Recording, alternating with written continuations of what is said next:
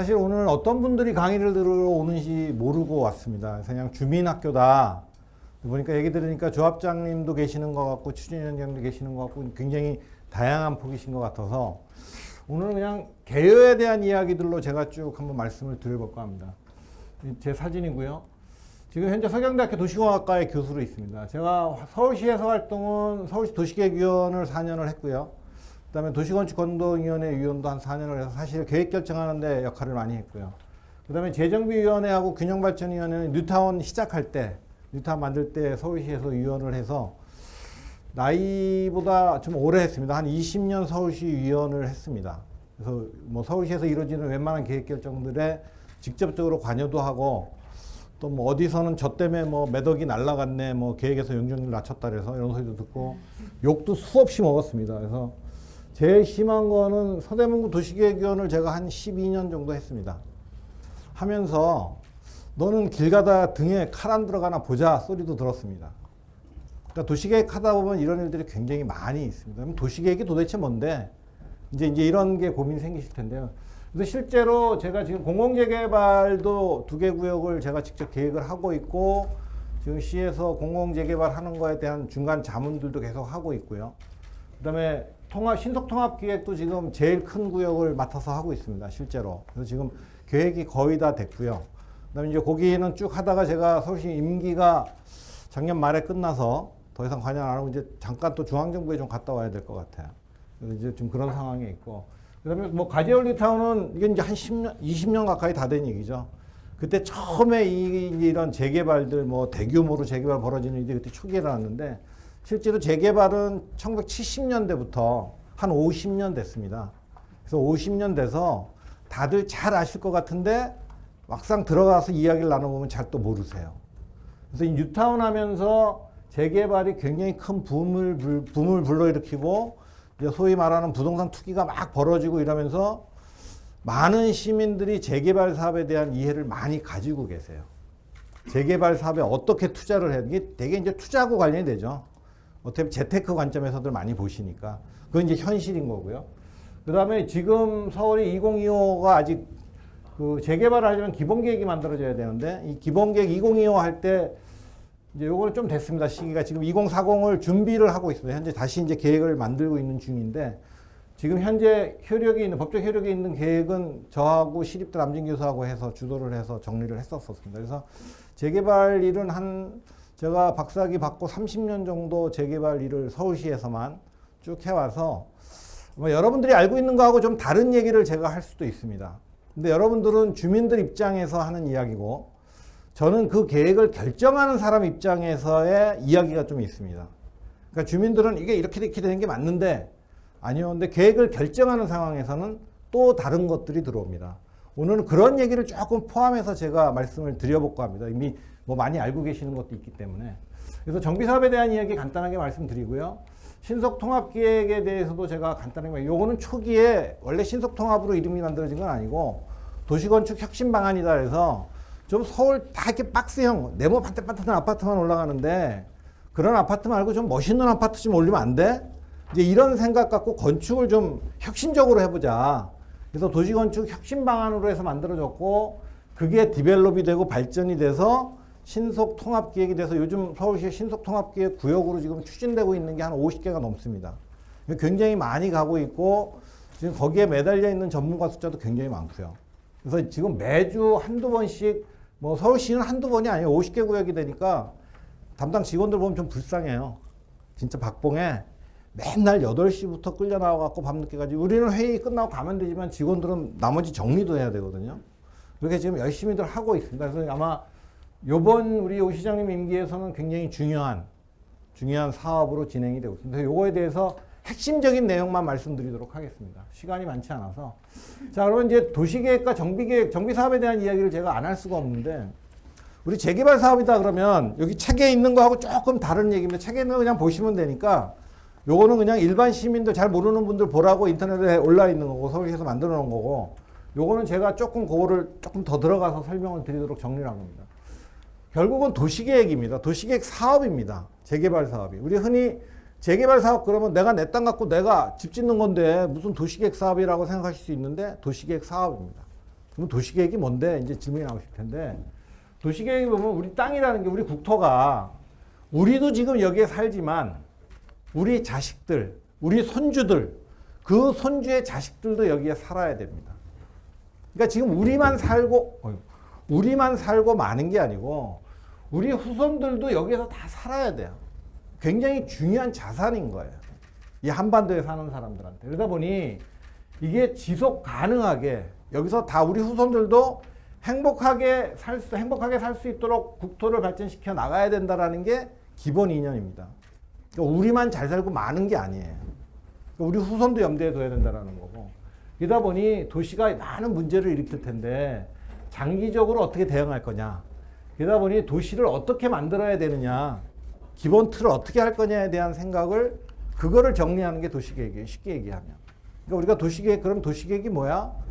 그러면 많이 물어봅니다. 저도 도시계획 공부하면서 물어보면 제일 먼저 이렇게 도로 내고, 예? 용도지역 정하고 아파트 집 짓고 말고 이런 거 정하는 거다라고 쉽게 얘기를 했어요. 그게 사실 맞아요. 근데 베이스에는 그 속에는 이런 게 들어있어요. 지속 가능하게. 우리 후손들도 여기 살아야 된다. 이제 그런 것들에 대한 이야기가 들어있고. 그러다 보니 다양한 활동들이 일어나는데 이런 것들이 다, 그러니까 쉬운 말로 하면 사는 시민들이 더 행복하게 살 수 있도록 해주는 거. 그게 도시계획이다. 쉽게 말하면. 근데 더 행복하게 살 수 있게 해주는데 그 방법은 되게 많은데 그럼 도시계획이 모든 걸 다 하냐? 그건 아닙니다. 도시계획은 기본적으로 토지 이용이라는 거에 포커싱이 맞춰져 있습니다. 이 땅을 어떻게 이용할 거냐. 그 다음에 어떤 시설들을 어떻게 어떤 규모로 배치할 거냐. 이런 것들이 핵심 사항입니다. 그래서 우리가 이제 시민들이 행복하게 사는 거는 경제적인 것도 있고 복지 문제도 있고 다양한 것들이 있죠. 근데 우리가 도시계획에서 다루는 거는 토지하고 관련된 것이 핵심이다. 그러다 보니까 집을 지을 때 이 땅에다가 얼마나 지을 수 있어? 이런 것들이 도시계획의 핵심인 거예요. 이제 그런 게 도시계획이다라고 여러분들이 생각을 하시면 되고요. 그러다 보니까 도시계획은 크게 도시기본계획과 도시관리계획으로 나눕니다. 이 도시기본계획은 시민들한테 직접적으로 영향을 주진 않습니다. 누구한테 영향을 주로 주냐? 시장님한테 주로 영향을 주냐? 주로 공무원들이 영향을 받습니다. 그러면 우리가 지금 이제 이게 바뀌었습니다. 지지난달에 바뀌었는데 지지난달 전까지는 2030에서 아파트 35층 이상은 못 줘, 주거지역에. 이게 기본계획에 들어있었습니다. 그러면 35층 이상 못 줬는데 이거는 누구한테 하냐? 시장한테 35층 이상은 허가내 주지 마. 시장한테 지시하는 거예요. 기본계획은. 시장이 만든 거지만. 그러니까 결국 공무원들이 이거에 따라서 일을 해야 되는 거죠. 그래서 이번에 그게 바뀌었죠. 그래서 제일 이제 많이 여러분들 들은 얘기는 35층 제한이 없어졌다. 35층 제한이 여기에 있었습니다. 기본계획에. 근데 기본계획에서 꼭 35층으로 제한하는 게 아니고 여건에 따라서 이거를 완화할 수도 있다. 라고 이렇게 완화를 해준 거죠. 그게 이제 지지난달 11월 말에 바뀌었습니다. 서울시에. 그 다음에 요거는 그러니까 우리 주민들하고 시민들하고 직접적으로 관계된 것보다는 공무원들, 시장님들, 시장님한테 관련된 거고. 그 다음에 도시관리계획입니다. 요게 우리하고 직접적으로 더 쉬운 말로 얘기하면 땅값에 직접적으로 영향을 줍니다. 그래서 여기서 뭐 용도지역. 이게 주거지역이야, 상업지역이야. 그래서 주거지역을 상업지역으로 바꿔줄게. 그러면 쉽게 얘기해서 땅 한 평에 1억씩 얹어줄게. 그럼 내가 100평 가진 사람이면 나한테 100억 더 줄게. 이 얘기하고 똑같은 얘기예요. 극단적으로. 그러니까 사람들은 전부 다 뭐예요? 자기 자산 가치가 올라가길 원하죠. 다 그렇게 되면 도시는 사람이 살만한 데가 못 돼요. 개인적으로는 그게 좋지만 도시 전체를 놓고 보면 그거는 사람이 살만한 도시가 될 수가 없습니다. 그래서 그거를 전제로 얘를 다 만든 거죠. 그 다음에 지구, 뭐 이제 자연경관지구니 고도지구니 뭐 이런 지구들도 다 정하고요. 구역, 그러면 개발제한구역, 시가조정구역 이런 구역들을 정합니다. 이게 도시계획입니다. 그러니까 여기가 제일 기본적인 거죠. 그 다음에 두 번째 이제 기반시설이니까 시설들. 어디에 도로 내고, 어디에 동사무소 짓고, 어디에 무슨 뭐 청사 짓고, 그 다음에 뭐 이런 시설들, 학교 짓고 이런 것들을 다 결정합니다. 이게 도시계획입니다. 그 다음에 이제 도시개발 사업과 정비 사업에 관한 계획이 도시계획입니다. 도시개발 사업은 서울에는 이제 없죠.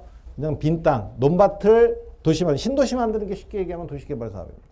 그 다음에 정비 사업은 우리가 흔히 얘기하는 재개발입니다.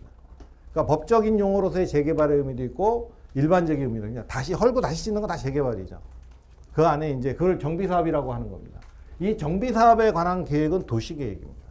그래서 도시계획으로 결정을 해서 재개발 사업이든 재건축 사업이든 이루어지게 됩니다. 그 다음에 이제 지구단위 계획 많이 나옵니다. 여기도 뭐 홍제동 여기도 그렇고 서대문에도 지구단위 계획 구역이 엄청나게 많습니다. 지구단위 계획을 만들면 그 계획에 맞게만 건물을 지어야 됩니다. 근데 우리는 이게 2000년도에 도입이 됐습니다. 그러니까 건축법에서는 80년도에 도시 설계라는 게 들어오고 옛날 도시계획법에는 90년대에 상세 계획이라는 게 들어왔다가 2000년대에 이 두 개를 합해서 지구단위 계획으로 바뀌었습니다. 이 지구단위 계획이 만들면서 그 당시 얘기가 뭐냐, 선계획, 후개발, 계획을 먼저 다 세우고 그 다음에 개발한다 이런 개념이었어요. 근데 우리나라는 그동안은 계획이 없이 다 개발을 했어요. 그러니까 아무런 제한이 없으면 내 마음대로 지으면 돼요, 건물을. 우리는 그런 데서 살아갔어요. 그러다 보니까 지구단위 계획을 딱 만들으니까 다른 건 못해, 이렇게 해야 돼. 제한이 온 거죠. 근데 유럽은 가면 계획이 없으면 아예 집을 못 져요. 아예 못 져요, 계획이 없으면. 그러면 집을 뭐라도 지으려면 이런 계획이 있어야지만 집을 지을 수 있어요. 그러니까 유럽을 가면 이런 지구단위 계획, 뭐 F플랜, 독일 가면 U플랜, F플랜 이렇게 얘기하는데 그런 계획이 나오면 그제서야 집을 지을 수 있어요. 그러니까 이런 계획을 굉장히 좋아해요. 유럽은 가면. 근데 우리는 이런 계획이 나오면 야, 이거 없으면 내 마음대로 했었는데 이제 이런 게 들어오니까 내 마음대로 못해 이렇게 되는 거죠. 그러니까 우리는 싫어해요. 그러니까 도시 모습 가면 뭐 여기 유럽 여행도 갔다 오신 분들 많이 계실 때 가보면 야, 여기 진짜 이쁘다 도시가. 우리는 왜 이런 거 안 돼? 라고 얘기하시는 분들 많아요. 근데 우리 그렇게 할까요? 그러면 다 싫대요. 왜? 그렇게 하는 순간 여기는 4층짜리만 짓고 빨간 벽돌로 짓고 지붕은 무슨 색깔로 칠하고 다 정해져요. 근데 그렇게 하면 싫잖아. 난 내 마음대로 하고 싶은데. 그래서 우리는 싫어해. 그래서 그게 이쁘다면서 이쁜 거 하자면서요. 아니, 그게 이쁜 거 그냥 가서 구경하고 나 사는데 그렇게 안 살래. 우리 이렇게 얘기를 해요. 그게 우리 현실이에요. 어쨌든 그래서 장기적으로 이거 네 멋대로 막 해서는 안 되고 전체의 어떤 도시의 윤곽, 도시에서 필요로 하는 시설들을 담을 수 있게 해야 되겠다라고 해서 지구단위 계획이라는 게 도입이 됐고요. 그 다음에 요거는 입지규제 최소구역에서 아직 된 데는 없습니다. 이게 이제 박근혜 정부 때 처음 만들어진 거였는데 조금 이렇게 제한을 완화해 주는 거예요. 근데 이제 저것도 또 다른 문제, 요새 또 뭐가 또 나오고 있습니다. 요즘 얼마 전에 발표가 또 됐는데 이제 그거를 서대문에서 한번 해보려고 하다가 이게 좀 진행이 안 돼서 아직 모르겠어요. 어떻게 될지. 그래서 요새 뭐 화이트 조닝 얘기 나오고 용도지역하고 상관없이 개발하겠다. 이제 이런 것들이 요거보다 한 발 더 나간 거죠. 그러니까 너무 규제가 많이 있는 것들, 규제를 좀 불필요한 거 규제 덜어내고 그 규제 안 받고 좋은 걸 만들어서 하면 될 거 아니야. 이제 이런 개념이. 지금은 좋은 걸 만들려고 해도 이런 거에 의한 규제 때문에 안 되는 경우도 많이 있습니다. 그래서 정말 계획을 잘해서 좋은 걸 만들려고 할 때 이런 게 지장이 된다면 조금 예외적으로 완화받아서 할 수 있게 해주겠다라는 게 이런 거예요. 그게 이제 요즘 얘기하는 거 서울에서는 화이트 조닝이라고 해서 기존 용도 지역하고 상관없이 갈 수 있는 거. 뭐 이제 이런 것들이 도입되어 있습니다. 그래서 이게 도시관리계획이에요. 도시계획의 핵심은 이 도시관리계획입니다. 자, 그러면 정비사업은 뭐냐? 이 정비계획이 재개발 재건축 계획이 도시계획인데 도시계획 사업이라는 게 있습니다. 도시계획 사업이라는 거는 이 도시관리계획을 실제로 시행하는 게 도시계획 사업입니다. 그러니까 재건축 계획을 만들었어, 재개발 계획을 만들었어, 이걸 실제로 재건축을 해야 돼요. 그 하는 사업 자체가 도시계획 사업이에요. 근데 지금 이제 착각을 많이들 하시는 게 기존에는 도시계획 그러면 구청, 시청에서 직접 하는 것만 생각했어요. 옛날에는 대개 도시계획 사업 그러면 시청, 구청에서 직접 다 했어요. 근데 지금은 시청, 구청에서 다 직접 하지 않아요. LH도 들어와서 하고 SH도 들어와서 하고 다양한 주체들이 있습니다. 그거 이제 뒤에 또 나와서 그때 얘기를 드립니다. 그 다음에 우리가 조금 유사한 게 뭐냐면 공공사업이라는 게 있어요. 공공사업도 공공복리 증진을 위해서 하는 사업인데 이 공공사업은 공공이 하는 거예요. 구청, 시청이 하는 거예요. 구청, 시청에서 직접 예산으로 하는 게 공공사업이에요. 쉽게 얘기하면. 그래서 공공사업하고 도시계획사업하고는 좀 다릅니다. 물론 도시계획사업이 공공사업일 수도 있습니다. 그 다음에 공익사업이라는 게 또 있습니다. 공익사업을 위한 토지 등 보상, 이 법에 정의가 되어 있는데 공공의 이익을 증진시키기 위한 사업이에요. 쉽게 얘기하면. 제일 첫 번째로 꼽는 게 국방에 관한 사업이에요. 이건 되게 중요한 거죠. 나라를 지키는 거는. 국방에 관한 사업은 공익사업이고요. 그 다음에 공특법에 의해서 토지를 취득, 사용할 수 있는 땅 주인이 있는데 그 땅 주인은 땅을 강제로 뺏어 갖고 가서 그 땅으로 하는 사업. 물론 수용하니까 땅값 보상비는 주겠죠. 정당한 보상은 주고 그 땅을 강제로 본인 의사 나는 팔고 싶지 않아. 그래도 강제로 갖고 갑니다. 갖고 가서 할 수 있는 사업입니다. 그럼 이거 누가 하냐? 당연히 국가에서 할 수 있겠죠. 당연히 시청, 구청 할 수 있겠죠. 그 다음에 국가, 지방자치단체가 지정한 공기업도 할 수 있고요. 정부 투자인가 LH도 할 수 있고 SH도 할 수 있고. 그 다음에 국가 또는 지방자치단체가 지정한 자가 할 수 있습니다. 그럼 누가 지정받는 건데 대표적인 케이스가 재개발 사업에서 조합이 지정받는 겁니다. 구청에서 조합 승인을 내주는 순간 조합한테 네가 이 사업을 해라고 지정해 주는 겁니다. 조합 승인을 내준다는 의미가. 그러니까 조합이 하는 것도 공익사업이 됩니다. 만약에 이게 공익사업이 아니다 그러면 100% 동의받아서 100% 땅을 다 확보해야만 사업할 수 있습니다. 그게 민간사업과 공익사업의 차이입니다. 공익사업은 그 대신 75% 동의되면 나머지는 수용하죠. 수용할 수 있습니다. 토지를 수용해서 강제로 뺏어가서 돈 주고 보상비 주고 뺏어가서 할 수 있는 사업이에요. 조합이 할 수 있죠. 5분의 4 동의받거나 뭐 4분의 3 동의받으면 할 수 있습니다. 공사, 신도시 한다. 다 신도시 강제로 땅을 수용해갖고 아파트 짓고 하죠. 택지 개발해서. 다 공익사업입니다. 그래서 공익사업에서만 이게 가능하고 공익사업이 아닌 민간사업은 100% 토지를 확보하고 100% 동의를 받아야만 됩니다. 대신 공익사업하고 공익사업하고 민간사업 차이. 공익사업은 그러다 보니 수용을 해서 뭔가를 할 수 있게 해주다 보니 이제 의무가 부과됩니다. 쉽게 얘기해서 뭐 임대아파트 얼마 줘라. 그죠? 그 다음에 세입자들 대책 세워서 내놔라. 강제로 이런 걸 부과할 수 있습니다. 근데 민간사업은 내가 땅 다 사서 내가 건물 멸실하고 새로 건축허가 받아 집 지면 임대아파트 줘라 소리 해요? 못하죠. 그건 민간사업이라서 공인공에서 관여할 수 없는 거죠. 그래서 재개발 사업은 기본적으로 공익사업입니다. 근데 아직도 굉장히 많은 분들이 민간사업이라고 생각하시는 분들이 많이 있어요. 민간사업에 100% 다 해야 돼요. 100% 다 동의받아. 100% 받아오세요. 대한민국에서 동의 100% 받는 게 가능할까요? 불가능할까요? 불가능합니다. 그건 있을 수 없는 얘기입니다. 그래서 일본 같은 경우 우리 많이 나오는 게 롯봉기다 이러면 거기는 100% 동의 받았습니다. 그래서 20년 걸렸습니다. 물론 여기 홍제동 이 앞에도 홍제 여기 중심지도 제가 옛날 균형발전 촉진지구에서 이명박 시장님 때 시작을 해서 지금까지 그때 한 20년 다 됐죠. 아직 계획 결정하고는 20년이 안 됐는데 아직도 안 되고 있기는 하지만 사람들 한 명 한 명 만나 다 설득하고 설명해주고 해서 끌고 왔습니다. 그렇게 해서 된답니다. 동경에 있는 것들이. 그런 것도 있다. 참고로 말씀드리고요. 정비사업은 뭐냐? 크게 세 가지입니다. 이제 법이 얘도 2002년쯤 만들어져 가지고 지금 한 20년 오면서 엄청 많이 바뀌었습니다. 한 5개, 7개까지 늘어났다가 지금은 이제 다시 정리가 돼서 재개발 사업, 재건축 사업, 주거환경 개선 사업 요 세 가지를 현행법으로 정비사업이라고 합니다. 그래서 이 재개발은 주택, 서울은 이게 이제 법에는 이렇게 세 가지가 되어 있는데 서울시는 조례에서 재개발을 두 가지로 구분합니다. 도시정비형 재개발. 이게 옛날 도심 재개발이고요.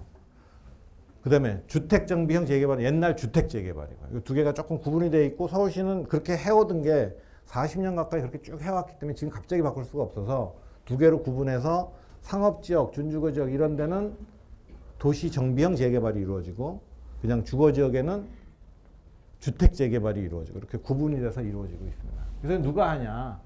대부분은 거의 99%는 토지 등 소유자로 구성된 조합이 합니다. 근데 지금 최근에 공공재개발 이래서 공기업이 들어와서 시행을 할 수 있도록 했고 이제 처음으로 시작을 합니다. 근데 이제 문제가 조금 살짝 있습니다. 항상 세상에 좋기만 한 건 없죠. 좋은 게 있으면 문제가 항상 같이 있죠. 근데 이제 저 같은 사람들은 이렇게 대학 교수고 되다 보니까 문제점을 지적해서 그런 문제가 안 생기게 만들어야 되는 분이 지적질을 많이 하다 보니까 문제점을 잘 찾아냅니다. 그 문제를 해결해야 다음 단계 넘어가는데 문제가 안 생기니까. 좋은 점은 얘기 안 해도 잘 할 거잖아요. 좋은 거는. 그러니까 그거는 걱정할 필요가 없는데 꼭 안 좋은 점을 이제 걱정을 좀 하게 되는 거예요. 그래서 재개발 사업하고 재건축 사업하고 주거환경 개선 사업이 있는데 재개발 사업은 정비 환경이 열악하고 노후해서 이렇게 법에 이렇게 돼 있는데 쉽게 얘기하면 그냥 단독주택들 연립주택 말 단독주택 내지는 다세대 주택, 다가구 주택 이런 것들이 있는 동네 길도 정리가 제대로 안 돼 있는 동네 이런 동네를 정비하는 게 재개발입니다. 쉬운 말로. 그 다음에 도로랑 이런 게 정비가 비교적 잘 돼 있고 공동주택으로 되어 있는 게 재건축입니다. 전에는 공동주택만 재건축이었고 단독주택은 재개발이었는데 2000년쯤에 한동안 이게 막 섞여서 단독주택 재건축이라는 말이 있었습니다.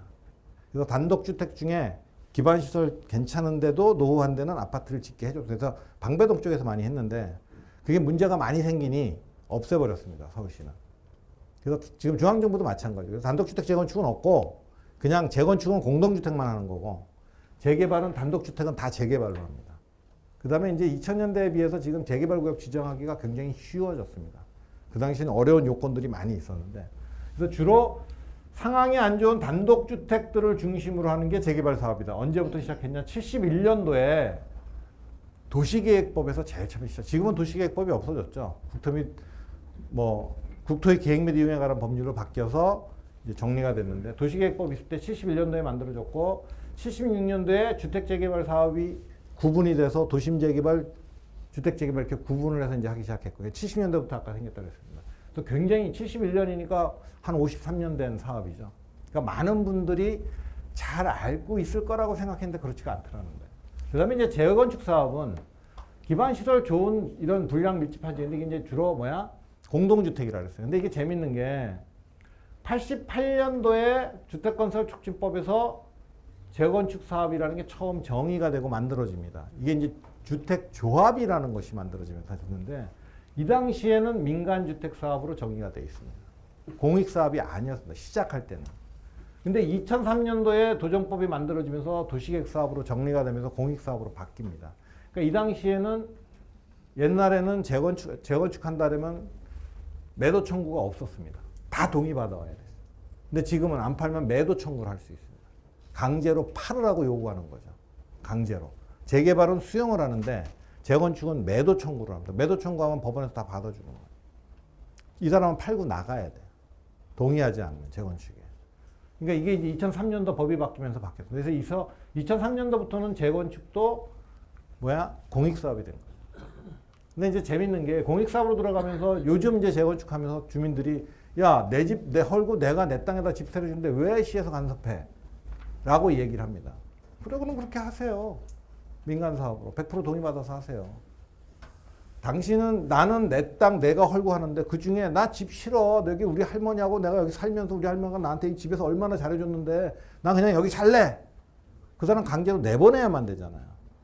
그 사람한테 동의받지 않으면 못하는 거예요. 그걸 안 하면.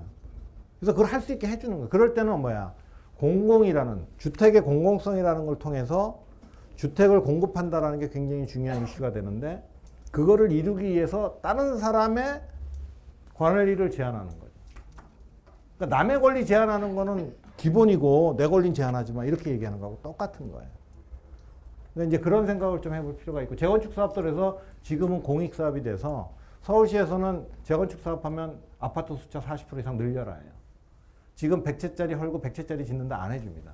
지금 아시아 성수촌 아파트에서 그렇게 해달라고 했었어요. 아마 집값은 엄청 올라갈 거예요. 1대1로 우리가 비용 다 낼게. 아파트 헐고 새로 짓는 비용 우리가 다 내고 우리 사는 집을 그냥 크게만 질래. 허가 안 해줍니다. 서울에서 기준으로 갖고 있는 건 주택수를 지금 100채였으면 140채를 지어라 해요. 왜? 서울에 주택이 모자르니까. 그게 공익이라는 거죠. 그래서 이제 그런 것들이 다 이 안에 들어 있습니다.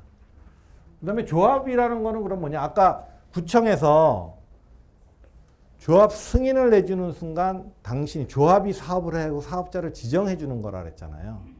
그래 되다 보니까 조합의 특성은 뭐가 되냐면 조합이 조합원한테 어떤 처분을 하면 어떤 뭐를 그걸 해요. 요구를 하거나 뭘 하도록 하면 조합에서 어떻게 하라고 하면 그거는 행정청이 하는 행정청의 처분으로 봐버려요. 구청에서 일한 거하고 똑같이 봐버려요. 그래서 소송을 하면 민사소송이 되는 게 아니고 행정소송이 되는 거예요.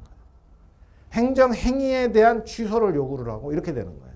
그래서 행정처분이 돼. 이게 대법원 판례입니다. 헌법재판소 판례입니다. 그러니까 조합이라는 게 그냥 우리끼리 모여서 우리 마음대로 하는 이게 조합이 아닙니다. 이제 행정청의 기능을 행정청에서 하는 기능을 대신하는 거죠. 구청에서 해야 되는 걸 대신한다고 생각해요. 그러니까 조합이라는 게 그렇게 민간이 우리들 모여서 우리 마음대로 뭐 하면 돼. 그렇지 않습니다. 그래서 조합에서 하는 것들을 다 구청에서 시청에서 관리를 하고 체크를 하고 잘못되면 잘못됐다고 지적해서 고치라고 그러고 이런 게 다 여기에 근거해서 그런 겁니다. 그러니까 이런 부분들은 아마 주민들이 잘 생각을 안 하시는 부분이에요. 그래서 제가 오늘 특별히 이런 말씀을 조금 드립니다. 자, 그러면 이제 재개발 사업이 그런데 재건축하고 거의 똑같습니다. 다른 건 없는데 사업을 하는데 이게 굉장히 많습니다. 사업 준비부터 사업 시행, 그 다음에 이제 관리 처분에서 사업 완료 단계까지 이렇게 쭉 구분을 하는데 해야 될 일이 이렇게 많이 있습니다. 엄청 많습니다. 이 단계 하나하나가 엄청 오래 걸립니다. 다.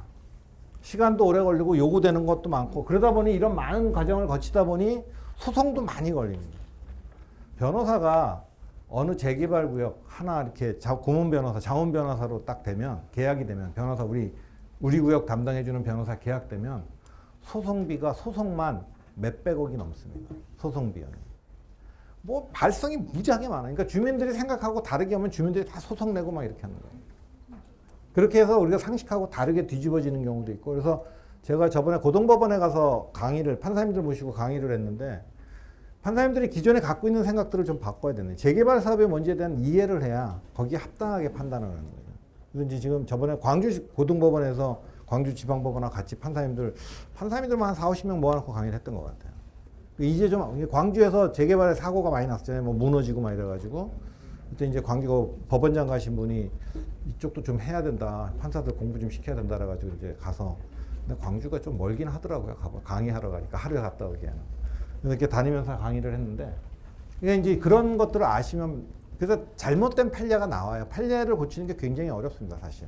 그래서 고등법원 파번은 대법원 가서 그 판결이 뒤집어지기도 하는데 대법원 판례를 바꾸는 거는 법을 바꾸는 게 더 쉬워요. 어떤 때는 판례를 바꾸는 것보다 그 정도로 대법원 판례는 바꾸기가 어렵습니다.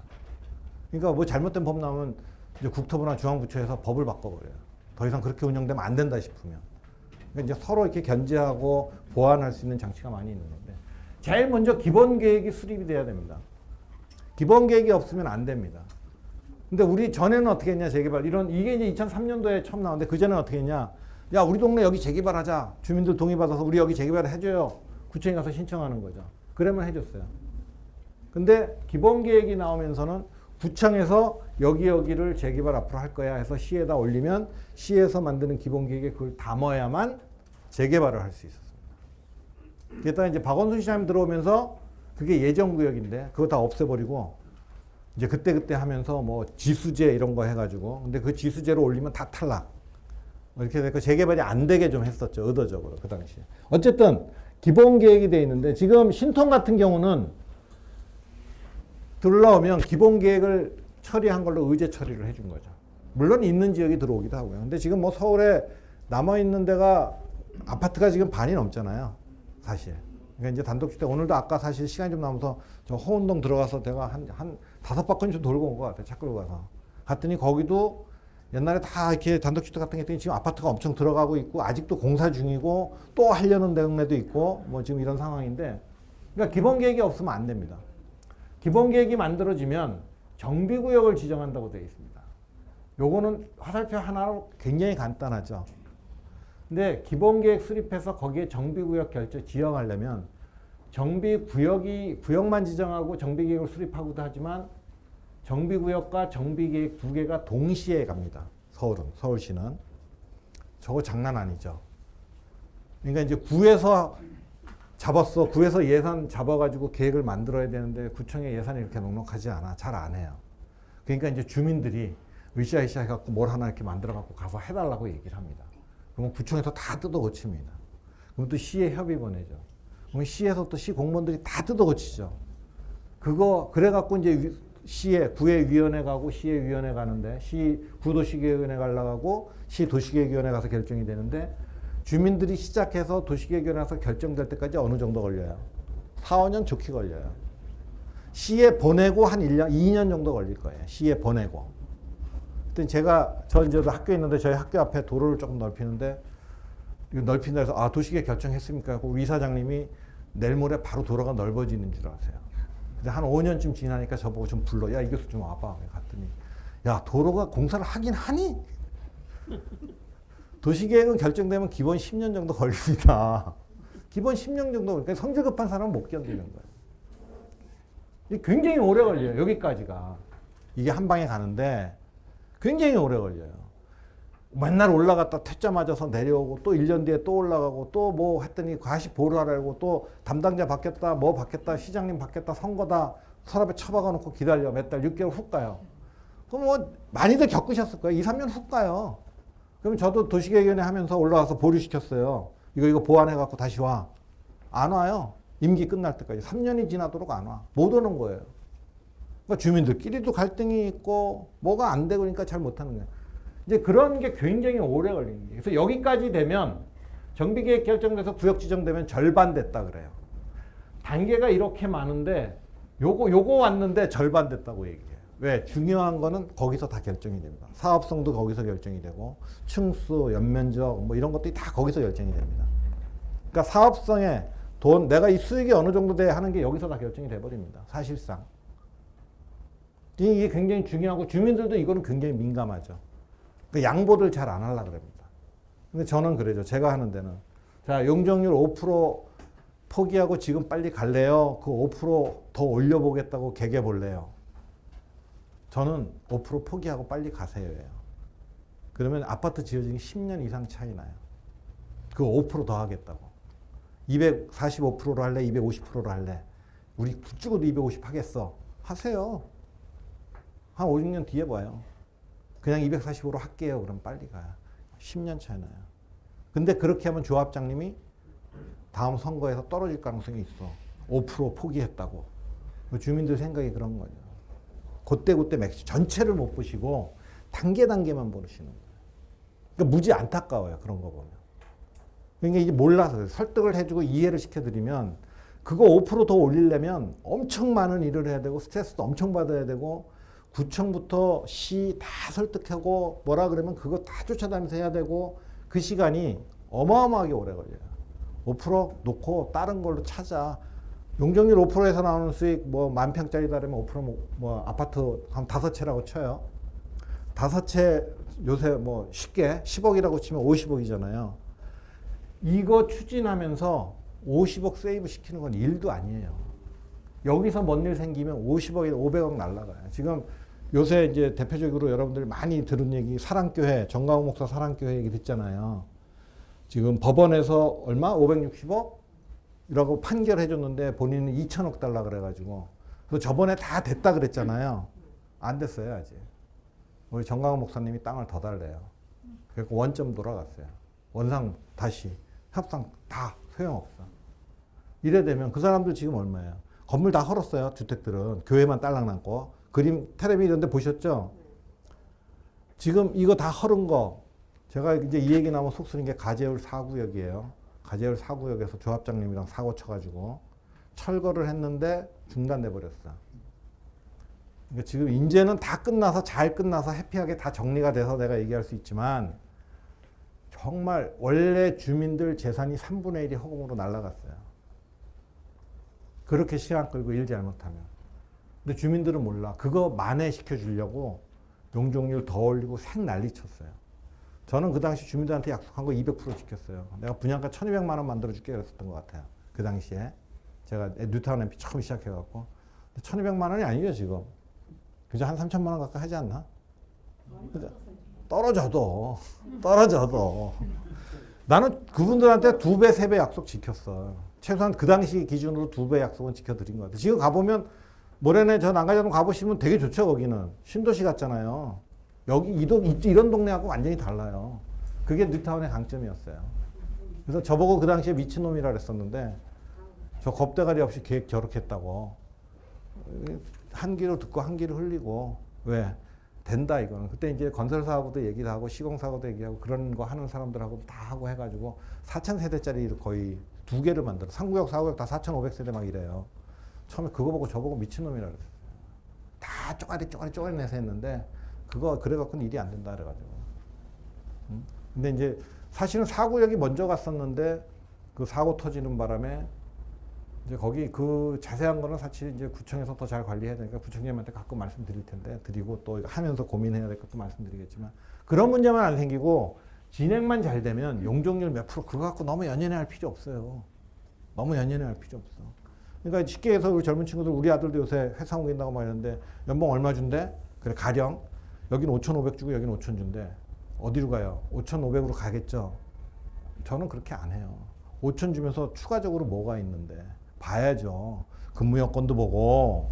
소위 요즘 젊은 친구들이 중요한 게 워라벨, 워라벨 이게 돼? 이거 따져봐야죠.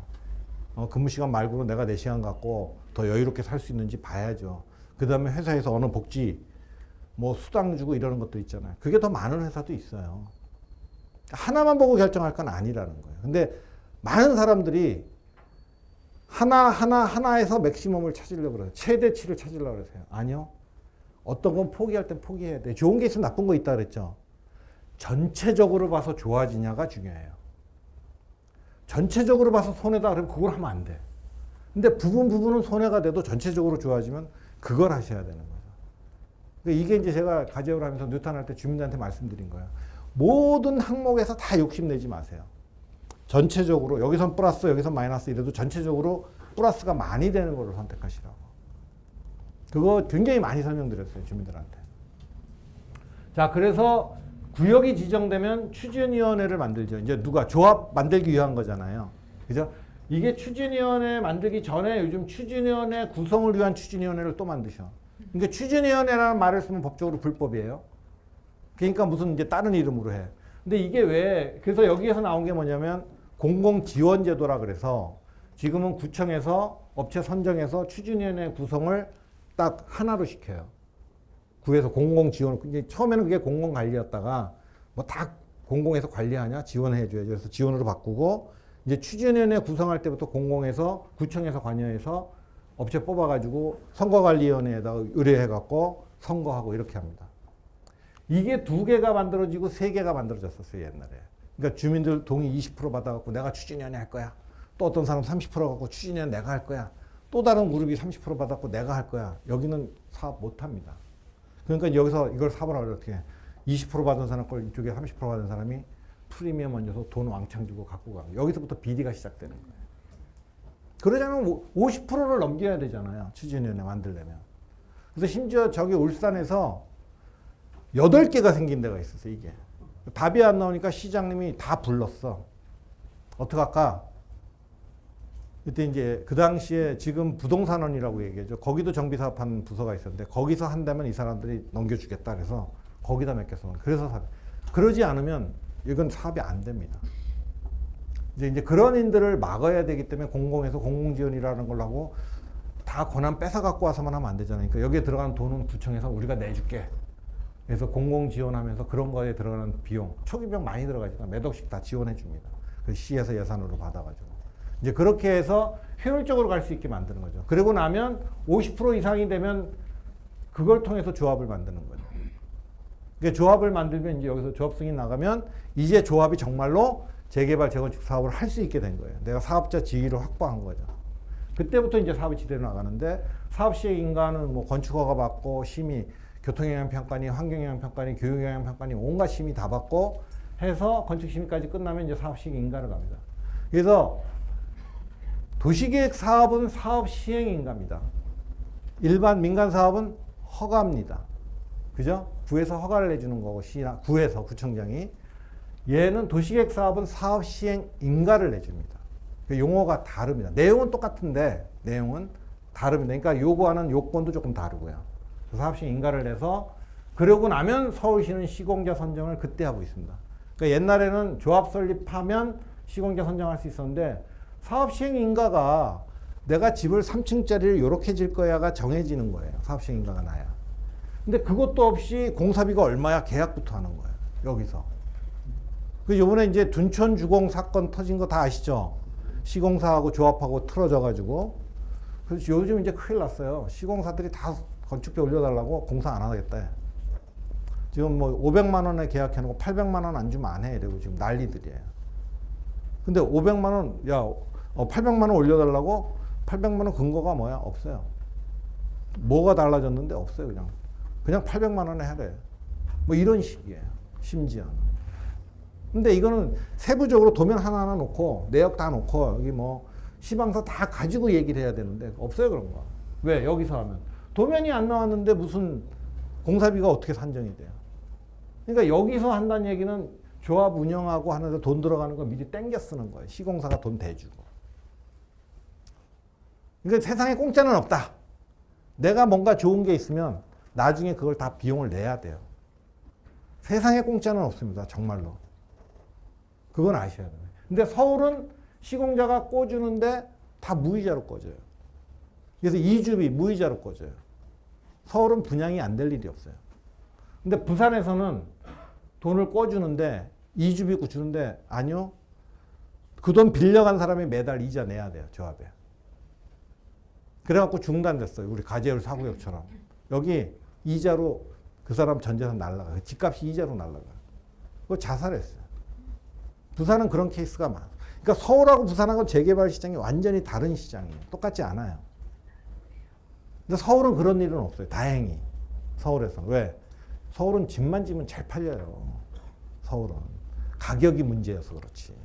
너무 많이 받으려니까 안 팔리지. 근데 또 많이 욕심인 거죠, 다. 응? 자, 그렇게 해서 시공자 선정해서 가고 공사가 시작되면 감리자가 지정되고 뭐 이렇게 하는데 공사가 시작돼야 착공을 해야 분양을 합니다. 그러면 조합원 분양하고 일반 분양하고. 그래서 조합원 분양은 이제 이때 계산을 다 해보죠. 얼마만큼 분양받을까? 대충 예상가 얼마 보여주죠. 그러면 내 원래 재산이 나 3억 갖고 있었어. 원래 집이. 근데 새로 들어가고 싶은 집은 4억짜리 집이야. 그럼 어떻게 해요? 1억 내야죠. 1억 내야 돼요. 내가 몇 평에 살았는데 몇 평 들어갈래? 그런 거 없습니다. 재개발 사업은. 재개발 사업은 관리 처분입니다. 관리 처분이라는 의미가 뭐냐면 기존에 내가 갖고 있던 집, 기존에 있던 내 재산, 땅이면 땅, 집이면 집 이런 내 재산을, 부동산을 화폐 가치로 환산을 합니다. 소위 우리 감정평가 한다 그러죠. 감정평가에서 화폐 가치로 환산하고 그 환산된 금액이 내 권리가액이에요. 그게 내 권리가액이고 새로 지은 집이 얼마짜리야? 내 권리가액하고 해서 계산해서 남으면 돌려받고 모자르면 돈을 더 내야 되는 게 관리처분 방식입니다. 그러니까 몇 평 있었으니까 몇 평 들어 이런 거 없습니다. 옛날에 그게 지분제라고 해서 있었습니다. 잠깐. 그러니까 시공사들이 돈을 다 내고 토지 등 소유자들, 주민들이 땅을 내갖고 집을 짓는 거죠. 그러면 지분으로 갖고 가요. 시공사가. 근데 지금은 그게 아니고 대부분 지분제 하지 말라 그래요. 그냥 도급제로 공사하는 대로 돈 주는 거예요. 공사비 들어간 거. 그렇게 해서 돈으로 정리하는 게 관리처분 방식입니다. 그래서 우리 재개발은 기본적으로 관리처분 방식입니다. 그럼 관리처분 어떻게 하는데 뒤에 또 있으니까. 관리처분 끝나면 이제 철거하고 이주 다 시키고, 그죠? 그러고 나서 이제 뭐 준공하고 가는데 이 착공하고 공사하는데도 또 뭐 이게 이제 이거는 조합장님들이, 조합 임원들이 알아셔야 돼요. 거기서 벌어지는 일들은. 왜? 철거해서 다 나가면 조합원들이 모이지를 않아. 모일 수가 없어요. 그러니까 이제 이사회에서 주로 다 해요. 근데 이제 조합장님들이 잘해야 돼요. 그래서 그 시기에 조합장님들이 감옥을 많이 가요. 그 시기에. 서대문도 많잖아요. 아닌 데가 없어. 내가 그때 저 가재울도 조합장님들 모아가지고 그 얘기 엄청 했어요. 근데 결국 거기도 조합장 2분 감옥 갔어요. 한 분은 제일 처음에 한 데는 너무 고생하셔가지고 암 걸려갖고 돌아가시고 입주 못하고 돌아가셨어요. 여자 조합장님이었는데 진짜 열심히 하셨어요. 자, 그렇게 해서 이제 다 해서 우리가 들어가고 등기 이전하고 나면 조합이 해산되는 거죠. 그래서 재개발이 끝나는 겁니다. 그러니까 이런 경우를 쭉 거쳐야 됩니다. 그러면 기본계획 하는데 우리 뭐 기본계획 하면서 이거는 시에서 만들잖아요. 그러니까 여기서 어떻게 할 수 있는 여지가 별로 없습니다. 이건 진짜 그 시하고 전문가들이 모여갖고 큰 틀의 이야기를 합니다. 큰 틀에 용적률은 어떤 체계로 만들 거고, 그래서 뭐는 어떻게 하고, 뭐 허용 용적률은 어떻고, 상한 용적률은 어떻고 이런 것들 다 만듭니다. 그러니까 어느 한 구역을 보지 않고요. 서울시 전체를 놓고 만들기 때문에 어떤 구역은 그로 인해서 손해를 볼 수도 있고, 어떤 구역은 그로 인해서 득을 볼 수도 있어요. 근데 도시계획에서는 어쩔 수 없습니다. 동시에 여기 계신 80명을 다 하다 보면 어떤 사람은 좋아, 좋네 하시는 분도 있고, 어떤 사람은 저게 뭐야 이런 사람도 분명히 있을 수 있어요. 똑같은 걸 갖고도. 왜? 생각이 다르기 때문에. 근데 그건 어쩔 수 없습니다. 그래서 도시계획이 험악합니다. 굉장히 파괴적이라는 용어도 씁니다. 딱 하면은 예외를 잘 안 줍니다. 근데 요즘은 이제 그런 것들도 많이 하기는 하는데 예외를. 그래서 기본계획이 이렇게 만들어져서 뭐 생활권 계획도 만들고 이제 이런 것들이 다 정리가 됐죠. 서울은 이게 정리가 잘 돼 있습니다. 대한민국에 그 정도 정리되어 있는데 서울밖에 없습니다. 실제로. 국토부도 이런 거 모릅니다. 자, 그래서 이제 정비계획을 만드는데 정비계획의 제일 핵심은 이거죠. 땅을 어떻게 쪼갤 거냐. 여기다 공원 만들고 어린이 공원 만들고 여기다가 뭐 이게 뭐지? 종교시설인가? 뭐 종교부지 만들고 여기다 공공공지 만들고 이런 것들. 땅의 용도를 정하는 거죠. 용도를 정하고 그래서 뭐 어느 그 기반 시설이 어떻게 되고 기부 체납 얼마나 하고 이런 것도 정해지고 그 다음에 이제 건축 계획입니다. 어떻게 건물이 배치가 되고 몇 층짜리로 어떻게 짓고 그래서 뭐 32평짜리가 몇 세대, 24평짜리가 몇 세대, 뭐 42평짜리가 몇 세대 이게 다 나오는 거죠. 건축 계획에서. 정비 계획에 담기는 핵심적인 내용이 이 내용들이죠. 그래서 토지 이용 계획과 건축 계획과 그 다음에 공동 이용 시설들, 어린이 놀이터, 보육 시설, 뭐 경로당 뭐 이런 것들 쭉 주민 시설 이런 것들 어떻게 배치 이게 이제 쭉 해서 이게 다 정비 계획에서 결정이 됩니다. 정비 계획에서. 정비 계획 다 정하면 그 정비 계획을 가지고 갑니다. 그러면 그 정비 계획이 만들어준 아까 요 범위로 정비 구역을 지정해 줍니다. 그러면서 정비 계획도 요걸로 결정을 합니다. 그게 서울시 도시계획위원회에서 하는 일입니다. 재개발 관련해서는. 그렇게 이루어진다라고 말씀드려요. 그러다 보니까 구역 지정되면 정비 계획이 만들어지는 거고 정비 구역이 지정돼요. 요 두 개가 동시에 이루어지면서 구속적 도시관리계획으로서의 효력을 가진다. 이건 못 고칩니다. 그리고 결정되면 요즘은 이제 없어졌는데 전에는 도시계획이 결정되면 5년 이내에는 도시계획을 못 고치게 합니다. 도시계획 통제 규정에서 국토부 훈령으로 도시계획이 한번 정해지면 5년 안에 안 바꿔줍니다. 그러니까 이거 바꾸려고 그러면 이제 큰일 납니다. 5년 기다려야 됩니다. 쉽게 얘기하면. 그래서 서울시에 상정됐다가 서울시에서 부결돼서 퇴짜 맞고 쫓겨나면 1년 안에는 다시 못 갑니다. 1년 안에는. 이제 그런 규정들이 있어요. 왜 안 그러면 요거 하나 고쳐주면 또 고쳐갖고 또 요거 해달라고 또 이 도시계획이 그렇게 뭐 쉽게 이렇게 할 수 있는 게 아닌 거예요. 그런 이유 때문에 그렇습니다. 그래서 도시계획 정비구역이 지정이 되면 이제 건물도 새로 못 짓고 어떤 설치도 못하고 이런 어떤 행위를 못하게 됩니다. 그러니까 짓고 치는 것도 못하는 거예요. 쉽게 얘기하면. 정비구역 결정 이제 헐어낼 거니까. 그러니까 헐어낼 집에다가 뭐 이거 하면 이제 나중에 평가하는데 문제가 되죠. 재산가치 다룰 때. 그러니까 내가 가져가면 다른 사람이 잃는 게 되는 거죠. 쉽게 얘기하면. 딱 정해진 상황에서는. 그게 제로섬 게임인데 이제 그런 일이 생기니까. 그래서 정부구역 지정이 되고 그 다음에 이제 사업시행인가 이건 조합 설립하는 건 이건 주민들 하는 얘기라 제가 오늘 뺐고요. 사업시행인가는 뭐야? 요렇게 우리 건축계획해서 요렇게 해서 요렇게 지을게 몇 층짜리로 평형별로 어떻게 요걸 이제 구체적으로 정하는 거예요. 그래서 지하에 공사는 몇 층까지 어떻게 하고 무슨 기법으로 하고 이런 걸 다 정하는 겁니다. 실제로 공사하는 내용까지 다 담아서. 또 이게 결정이 되면 평형 구성, 지하 주차장, 건물 형태, 마감재 이런 세부 내용이 다 정해지는 거예요. 그래서 대리석을 붙일 건지 인조 대리석을 붙일 건지 그냥 중국산을 갖다 붙일 건지 이태리산을 갖다 붙일 건지 다 결정되는 거예요.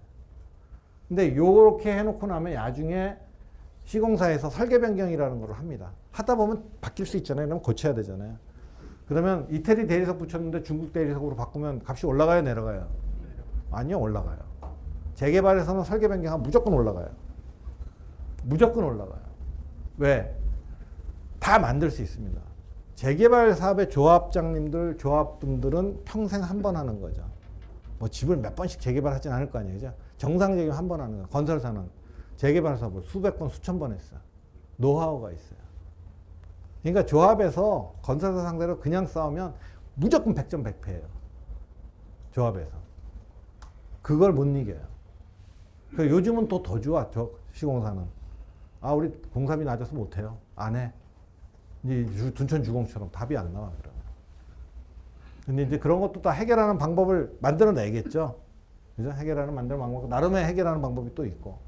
이제 그런 것들은 진짜 선수, 이건 나중에 이제 조합 임원분들은 그런 것들에 대한 고민도 좀 하셔야 됩니다. 자, 사업시행인가는 뭐 도면 만들어서 이거 엄청 오래 걸립니다, 얘도. 사업시행인가 신청해서 인가 받는 데까지 보통 1년, 길으면 2년, 뭐 이렇게 걸립니다. 이게 그러니까 도시계획 사업이 빨리 되는 게 없어요. 그래서 제가 알기로는 지금 재개발 구역 지정되고 아직까지 관리 처분을 못 했는데 20년 걸렸어요, 걔네. 그 다음에 준공해서 입주한 것 치고는 강북구에 북한산 시티? 거기 한 6천 세대짜리 큰 건데 걔는 30 몇 년 만에 입주했어요. 구역 지정하고. 그런 케이스들도 있습니다. 사실 가재현뉴타운 대한민국에서 제일 빨리 된데 가재현뉴타운 2구역 그 아이파크인가? 동분가 아이파크인가? 2구역 거기가 구역 지정되고 입주까지 최고로 빠른 데예요. 대한민국에서. 그 이제 신문에도 다 있어요. 그게 얼마? 2년 6개월? 구역 지정하고. 그렇게 되려면 그래서 그거 담당 공무원이 승진을 못했어. 그 일한다고. 서류를 내야 되는데 지가 지 승진 서류 못 내고 일 쫓아다니다가 승진을 못했어. 지금 모 구청에 과장으로 있는데 그게 대한민국에서 제일 빨리 한 거예요. 그 조합장님이 입주 못하고 돌아가셨어요. 암으로. 그 조합에서 그 당시 이명박 시장한테 감사장 줬어요. 조합장님이 시장님을 감사패를 줬어. 고맙다고. 시장님이 와서 그거 받고 갔어요. 그게 최고 빨리. 그러니까 정말 잘 가면 그런 일도 생겨요. 지금은 그렇게 안 돼. 지금은 높이 져가지고. 거기는 안 높잖아요. 그렇게 많이 안 높아요. 이게 이제 30층 이렇게 넘어 올라가면 공사 기간만 한 달에 한 층? 뭐 이렇게 봐요. 그러니까 공사만 한 3년은 해야 돼요. 그 정도 올라가면. 근데 거기 그렇게 안 짚어갖고 하여튼 다 이렇게 패스트 트랙으로 해가지고 빨리 뉴턴 어딘가 뭔가 하나 해야 돼. 이래갖고 이제 그게 뽑혀갖고 그렇게 됐던 기억이 있어요. 자, 그 다음에 이제 뭐 이런 심의가 무지 많다. 요즘 제일 어려운 심의가 이거. 교육환경 영향평가예요. 아, 답이 없어요. 교육청하고 관련되면 정말 답이 잘 안 나와. 내가 서대문 가지얼 뉴타운에 학교를 하나, 둘, 셋, 넷, 5개를 제가 만들었어요. 하나 결국 없애고 4개인데 지금 현재 3개가 개교해 있어. 학교가 작아. 학생 과밀이에요. 4개 만들어라는데 3개 만들었어. 지금 하나 더 만들어야 되는데 지금 그건 하고 있다 그러더라고요. 근데 그때는 다 필요 없대요. 필요 없긴 다. 그래서 교육청 어떻게 했냐. 안 한대. 우리 학교 필요 없대 처음에. 그때 난가제 이동 사람들 수색로 건너 마폭으로 학교 다녔어. 초등학교 애들. 거기에도 심지어 연희초등학교로 다녔어요. 그 고개 너머로. 그런데 학교 필요 없다고 그러고 교육청 직원 불러갖고 야 시끄러워 그냥 사인해. 거의 뭐 좀 거칠게 펴면 양아치 짓 했죠. 불러갖고 협박하고 이래가지고. 근데 그렇게도 했어요. 그러니까 공무원들이 그렇게 일해주면 돼요. 근데 어느 공무원이 그렇게 일해줘요. 근데 우리 구청장님이 요새 이거 너무 열심히 하시는 것 같아. 네? 진짜 지금 부구청장님, 국장님 저까지 불러와 저 괜히 끌려와가지고 끌려다녀요 지금. 구청장님이 뭐 요새 소문이 이렇게 났더라고요. 이런 것만 하려고 그런다고. 근데 그렇게 해주시는 분이 누군가가 있으면 갑니다. 그게 있으면. 근데 제가 공무원들한테 그 얘기해요. 공무원들 얼굴에 미소가 피면 주민들은 피눈물을 흘리고요. 공무원들 이마에 땀이 나면 주민들 입에 한박꽃이 핀다고. 정말 그래요. 그게 공무원이 그렇게 중요해요. 네? 네, 정말입니다. 제가 공무원 교육원에도 가서 교육하면 공무원한테 얘기 꼭 합니다. 네가 조금 힘들어도 한 발짝만 더 해라. 그러면 주민들 진짜 한박꽃 핀다 입가에. 주민이 하면 석 달, 넉 달 걸리는데 공무원이 하면 이틀, 3일이면 할 수 있는 일도 많아요. 그때 내가 승진 못한 공무원이 그때 뭐 때문에 했냐? 군부대 협의 다니냐고 못했어요. 수방사 가서 친구 때문에 협의 다니느냐고. 근데 군인은 다루기가 또 어렵잖아요. 그러니까 맨날 거기 쫓아다니냐고 지가 승진, 특진, 그때 이명박 시장님 때 뉴타운 관련해서 이거 열심히 한 직원들 특진 시켜줬거든요. 서류만 내면 무조건 하는 거였어요. 근데 서류를 안 내서 못해요. 그래서 3년 늦게 승진했는데 그 친구가. 어쨌든 시간이 좀 많이 됐는데 그냥 할까요? 쉬었다 할까요? 이게 반응이 되게 좋은 건데 그냥 하자면. 그 다음에 이제 아까 잠깐 말씀드렸지만 관리 처분입니다. 그러니까 재개발 사업의 꽃이 관리 처분이라고 그래요. 재개발 사업에서 제일 중요한 게 관리 처분입니다. 이제 내 재산 가치가 어떻게 되느냐가 여기서 결정되는 겁니다. 여기서. 그래서 종전의 토지 건축물, 옛날에 내가 갖고 있던 집, 토지 등 소유자라고 표현했잖아요. 그죠? 그 사람들의 소유권 말고 지상권, 전세권, 임차권, 뭐 저당권 이런 거 다 포함인데 이런 일체의 권리를 사업을 하고 났을 때 다른 걸로 어떻게 바꿔줄 거냐예요. 어떻게 바꿔줄 거냐. 그 계획이 관리처분 계획이에요. 그러니까 요거는 아까 얘기한 대로 돈 대 돈으로 다 환산해서 정리하는 겁니다. 돈 대 돈으로. 그래서 전에는 요즘 이제 여러분들 재개발 많이 들은 게 추정분담금 얘기 많이 들으시죠. 그 추정분담금이 관리처분이 될 때까지 내가 얼마를 내야 되는지 얼마를 받을지 모르잖아요. 이게 돼야 확정되는 거예요. 근데 그때까지는 추정을 하는 거죠. 우리 용적률이 몇 프로로 이렇게 하니까 얼마쯤 될 거야.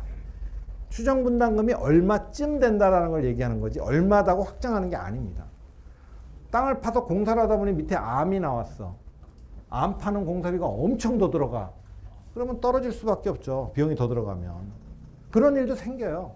모르고 했는데 요즘은 뭐 미리 천공 여기저기 많이 해서 그런 게 있는지 미리 조사하긴 하지만 하다 보면 우연히 그게 빠져서 나머지에 암이 있어. 그럼 공사비 엄청 더 들어가. 그러면 뭐야? 떨어져요. 그러니까 추정값이에요. 확정값이 아니고. 근데 그걸 갖고 추정값이 뭔지 확정값이 뭔지 모르는 분들, 야 저번에 얼마라 그래놓고 왜 바뀌었어? 이러고 시비 거는 분들이 있는데 그건 몰라서 그러시는 거죠. 추정을 한 거예요. 대충 얼마쯤 될 거다. 우리도 대충 하면 틀릴 수도 있잖아요. 근데 그걸 틀렸다고 뭐라 그러면 안 되는 거죠. 그럼 아니, 옛날에는 이런 거 없이 그냥 재개발할게요. 건물 다 헐어내고 집 다 헐어내고 네 거 얼마야? 이렇게 했어요. 2000년 이전에는. 그러니까 이 사람 좋지. 집도 다 이미 헐렸는데 혹시 난 2억은 될 줄 알았는데 네 땅, 네 거 1억이야. 이래버리는 거야. 난리가 나는 거죠. 그래서 관리처분 끝날 때까지 집 헐지 말아라. 관리처분 동의 안 하면 안 할 수도 있다. 근데 이렇게 돼버린 거예요. 그래서 그게 이제 초기에 이 재개발하면 내가 어떻게 되는지도 모르고 무조건 동의서 찍어주잖아요. 이거 효력 없다예요, 이제는. 이제는 추정분담금이 얼마나 되는지 제시 안 하고 동의서 받으면 효력 없다예요. 그러니까 지금 아마 동의서 막 받고 해놓은 것들 있죠. 추정분담금 없는 거 나중에 소송 걸면 다 져요. 심지어. 얼마인지도 모르고 도장만 찍으라는 거야. 그러니까 이제 이게 또 피해 나갈 군형을 다 만들어요, 거기다가. 어? 그러니까 이게 아까 얘기했죠. 조합원들은 평생 처음 하는 건데 건설사나 얘네들은 수십 번, 수백 번 해본 애들이라 그것도 판례를 가지고 피해 나갈 구멍들을 찾아요. 근데 기본 취지는 내가 어떻게 되는지는 알고 동의를 해줘야 된다. 알고 동의를 해줘요. 야중에 말만 듣고 너 30평 사니까 30평짜리 아파트 줄게 이랬는데 야중에 가봤더니 30평 들어가라 했더니 1억 5천 더 내래. 방법 없어요. 그럼 더 내셔야 돼요. 그 사람은 말로 했잖아요. 책임져요? 책임 안 져요. 그래서 이거를 다 이제 문서로 해서 지금은 더 엄해져서 아까 정비구역 지정할 때 시에 올라가서 지정해 주세요 할 때 야 평균 추정분담금 얼마나 돼? 그걸 이제는 제시해야 돼요. 그게 작년 11월에 법이 바뀌었어요. 그전에는 그런 거 없이 했는데 작년 11월에 법이 바뀌어서 이제는 추정분담금 얼마 나옵니다. 평균적으로. 그러니까 개인별로는 큰 땅 가진 사람, 작은 땅 가지니까 개인별로 다 하진 않아요. 전체적으로 여기 필지가 몇 개고 면적이 얼마니까 평균 필지 면적이 얼마고 조합원 1인당 평균 면적이 얼마고 그런 면적일 때 대충 얼마 정도 나옵니다. 라는 거는 보여줘야 돼요. 그러면 내 땅이 얼마니까 대충 이제 따져보면 나오죠. 이제 그런 정도 계산 안 되시는 분들은 구청 가서 해달라 그래야지 뭐 방법이 없지 뭐. 그죠? 구청 공무원도 힘들어 하겠지만. 그러니까 구청 공무원이 이렇게 힘드니까 주민들은 아, 내가 이렇게 되는구나 편안해지는 거죠, 마음이. 내용을 알게 되는 거. 관리처분은 그런 겁니다. 그래서 평가해서 평가업체 2개 구청에서 뽑아가지고 니네가 해. 그래서 그 사람들 거 평균 냅니다. 평균 내서 조합원 1명은 주택 하나만 줍니다. 아무리 많아도 여러 채 안 줍니다. 상가는 다릅니다. 주택은 한 채만 줍니다. 임대사업자도 한 채만 줍니다. LH는 여러 채 줍니다. SH도 여러 채 줍니다. 거기는 공공이라고. 똑같은 임대사업자인데 왜 쟤는 많이 주지? 여기는 민간, 개인이고 거기는 공공이라서 공공은 법에서 인정해 주라고 되어 있습니다. 기본적으로 한 채만 준다. 이게 이제 복잡합니다. 이런 사람, 이런 경우 이게 따지는 게 제가 얼마 전에 서울시에 이 관리처분 계획 수립 기준이라는 걸 지금 만들어 놨어요. 아직 시장님 결재를 못 받았나 봐. 아직 공표를 안 하고 있는데 제가 작년에 한 1년 넘어 걸려가지고 그 관리처분 계획 기준을 다시 서울시 걸 다 만들어 놨습니다. 아직 오픈을 할 수는 없는데 시장님 결재가 나야 오픈하니까. 하여튼 그런 걸 계획 수립 기준 다 만들어가지고 지금 우리 부부청장님이 옛날에 과장할 때 시작해가지고 그 일 저랑 하면서 거기까지 끝내고 가셨나? 하다가 가셨던 것 같아요. 그래서 그런 것도 있고 뭐 여러 가지를 이제 만들어 놨는데. 그래서 종전의 건물 가격 따지고 재개발, 재건축 하는데 들어가는 사업비 따져서 자, 원래 땅이 얼마고 사업비가 얼마 들어? 이걸 다 지어서 팔으면 얼마가 들어와? 그럼 이 비용 빼야죠. 남는 거 가지고 또 정산할 거 정산하고 해서 비례율을 계산합니다. 그래서 비례율이라는 게 비례율 너무 믿지는 마세요. 비례율이라는 건 얼마든지 허수가 될 수 있습니다. 근데 이제 재개발 사업에서 윤곽이죠, 윤곽. 비례율이라는 게. 그 이제 여러 가지가 복잡하게 있는데 하나의 기준으로 나를 만들어 놓은 건데 비례율이 얼마야?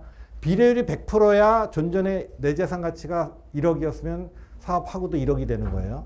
비례율이 70%다라면 종전의 내 재산이 1억이었는데 재개발 사업하고 나면 7천만 원짜리가 되는 거예요. 그게 70%예요.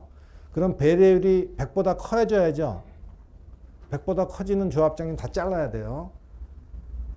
100보다 커지면 조합장님 다 잘라야 돼요. 100보다 무조건 작아야 돼요. 작아야 돼요. 왜? 그건 가격으로 조정하면 돼요. 조합원 분양가, 내가 원래 1억인데 조합원 분양가를 7천만 원에 주면 손해보는 거죠.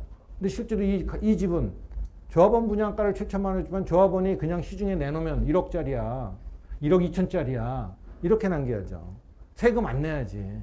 이제 이런 게 다 이 사업하는데 요거는 기본 개요에 대한 이야기이기 때문에 그런 구체적인 얘기는 안 들어가고 아마 아까 구청장님이 얘기한 대로 다음 주부터 뭐 12번인가 하는 거기에는 그런 내용 다 들어갑니다. 네? 제가 하는데 그런 내용 다 담아서 그러니까 조합장님들이 그런 걸 아셔야 돼요. 저도 그 강의 들으면서 제가 그 아카데미 원장인데 저도 강의 들으면서 또 새로운 걸 배웠어요. 그 들으면서. 그 세금 내는 거, 일반 분양하고 조합원 분양하고 이게 완전 별개 사업이다라는 거. 이게 뭐 복잡한 게 있더라고요. 그래서 이제 보통 주민들은 그런 거 모르셔도 되는데 조합장님들은 아셔야 돼요. 그래서 이런 것들을 분양을 어떻게 해요? 누구 몇 집을 팔아? 그래서 보면 이제 아파트 시세에 따라서 조합원 분양가가 오르락내리락하고 일반 분양을 얼마에 하느냐에 따라서 조합원 분양가가 막 왔다 갔다 해요. 왜? 세금 안 내고 조합원들한테 이익을 많이 가게 해주려면 비례율을 낮춰야 돼요. 네? 그래서 지금 이제 제가 우리 청장님이 앉아 계시니까 우스갯소리로 재정자립도가 높은 구가 좋을까요? 낮은 구가 좋을까요? 예? 이제 아시는 분 계시네. 재정자립도가 낮은 구가 좋아요. 왜 좋으냐? 재정자립도는 서대문이다. 서대문에 들어오는 수입은 정해져 있죠. 근데 재정자립도가 떨어졌어. 이 얘기 뭐야? 구청장님이 딴 데 가서 돈을 많이 갖고 왔다는 얘기예요. 그러니까 구청에서 돈을 많이 쓴 거야. 그죠? 서대문에 들어오는 세금은 정해져 있어요. 근데 갑자기 재정자립도가 떨어졌대. 그럼 뭐야? 구청장님이 세금 말고 시든 뭐 중앙정부든 가서 돈을 끌어오신 거야. 그럼 재정자립도가 떨어져요. 지금 우리 구청장님 좀 부담 느끼실 것 같아. 이런 얘기 해드렸어요. 자, 그 다음에 이제 종우자산은 어떻게 되냐? 우리가 분양 수입, 아파트 새로 지어서 파는 거, 조합원한테 팔든 일반 분양을 하든 다 파는 거죠. 그 다음에 상가 팔고 뭐 이런 거 파는 거, 거기서 들어간 사업비 다 빼면 개발 이익이잖아요. 얘하고 옛날에 내가 얼마 갖고 있어서 따져서 이걸로 비례를 하는 거예요. 그러니까 이걸 어떻게 하느냐에 따라서 이게 달라지겠죠. 비례율은 달라지겠죠. 그러니까 비례율이 뭐 어떻게 된다 이런 얘기, 알았어. 너무 신경 안 쓰셔도 돼요. 분양가 어떻게 책정하느냐에 따라 비례율은 달라지는 거고, 너 돈 어떻게 쓸 건데에 따라 또 달라지는 거고. 그러니까 윤곽이 이렇다는 정도로만 이해를 하시면 돼요. 우리 그렇게 사업성이 썩 좋지는 않아요. 뭐 그럴 수 있어요. 세대 많고 용적률 많이 못 올리면 사업성이 안 좋을 수밖에 없잖아요. 그러니까 그런 거를 이해하는 정도. 그래서 뭐 종전에 3억 가지고 있어. 비례율이 110%래. 그러면 3억 3천 됐어. 저는 이런 얘기 잘 안 써요. 그냥 100%로 하지. 그러면 권리가액 3억 3천이야? 분양가가 5억짜리로 들어가려면 2억 7천, 1억 7천 내야 되는 거고. 그죠? 7억짜리 들어가려면 3억 7천 내야죠. 내 권리가액이 3억밖에 안 되는데 7억짜리 들어가겠다 떼쓴다고 되는 거 아니잖아. 그죠? 재개발은 그렇게 정리되는 거다. 그게 이제 관리 처분이다라고 말씀을 드립니다. 그 다음에 정비사업의 성격, 아까 뭐 도시관리적 차원에서 이거 이제 초기로 다시 조금 돌아가서 이제 돈 얘기하다 보면 또 이게 조금 마인드를 이렇게 바꿔야 돼서 재개발을 왜 하죠? 내가 사는 집 바꿔주려고 아니죠. 국민들이, 시민들이 좋은 주거 환경에서 살으라고, 살 수 있게 해주려고 하는 거예요. 재산가치 올려주려고 하는 거 아니에요. 재산가치가 올라가는 건 그렇게 주거 환경이 정리가 되다 보니 재산가치는 따라 올라가는 거지 돈 더 벌게 해주려고 하는 건 아니에요. 기본적으로. 그게 공익적 성격이에요. 그래서 도시계획에서 국민의 삶의 질 증진을 위해서 하는 사업이다. 실제로 가보면 뭐 길에 차도 못 다니는데 길도 이상하게 돼 이런데 정리해 주는 게 좋잖아요.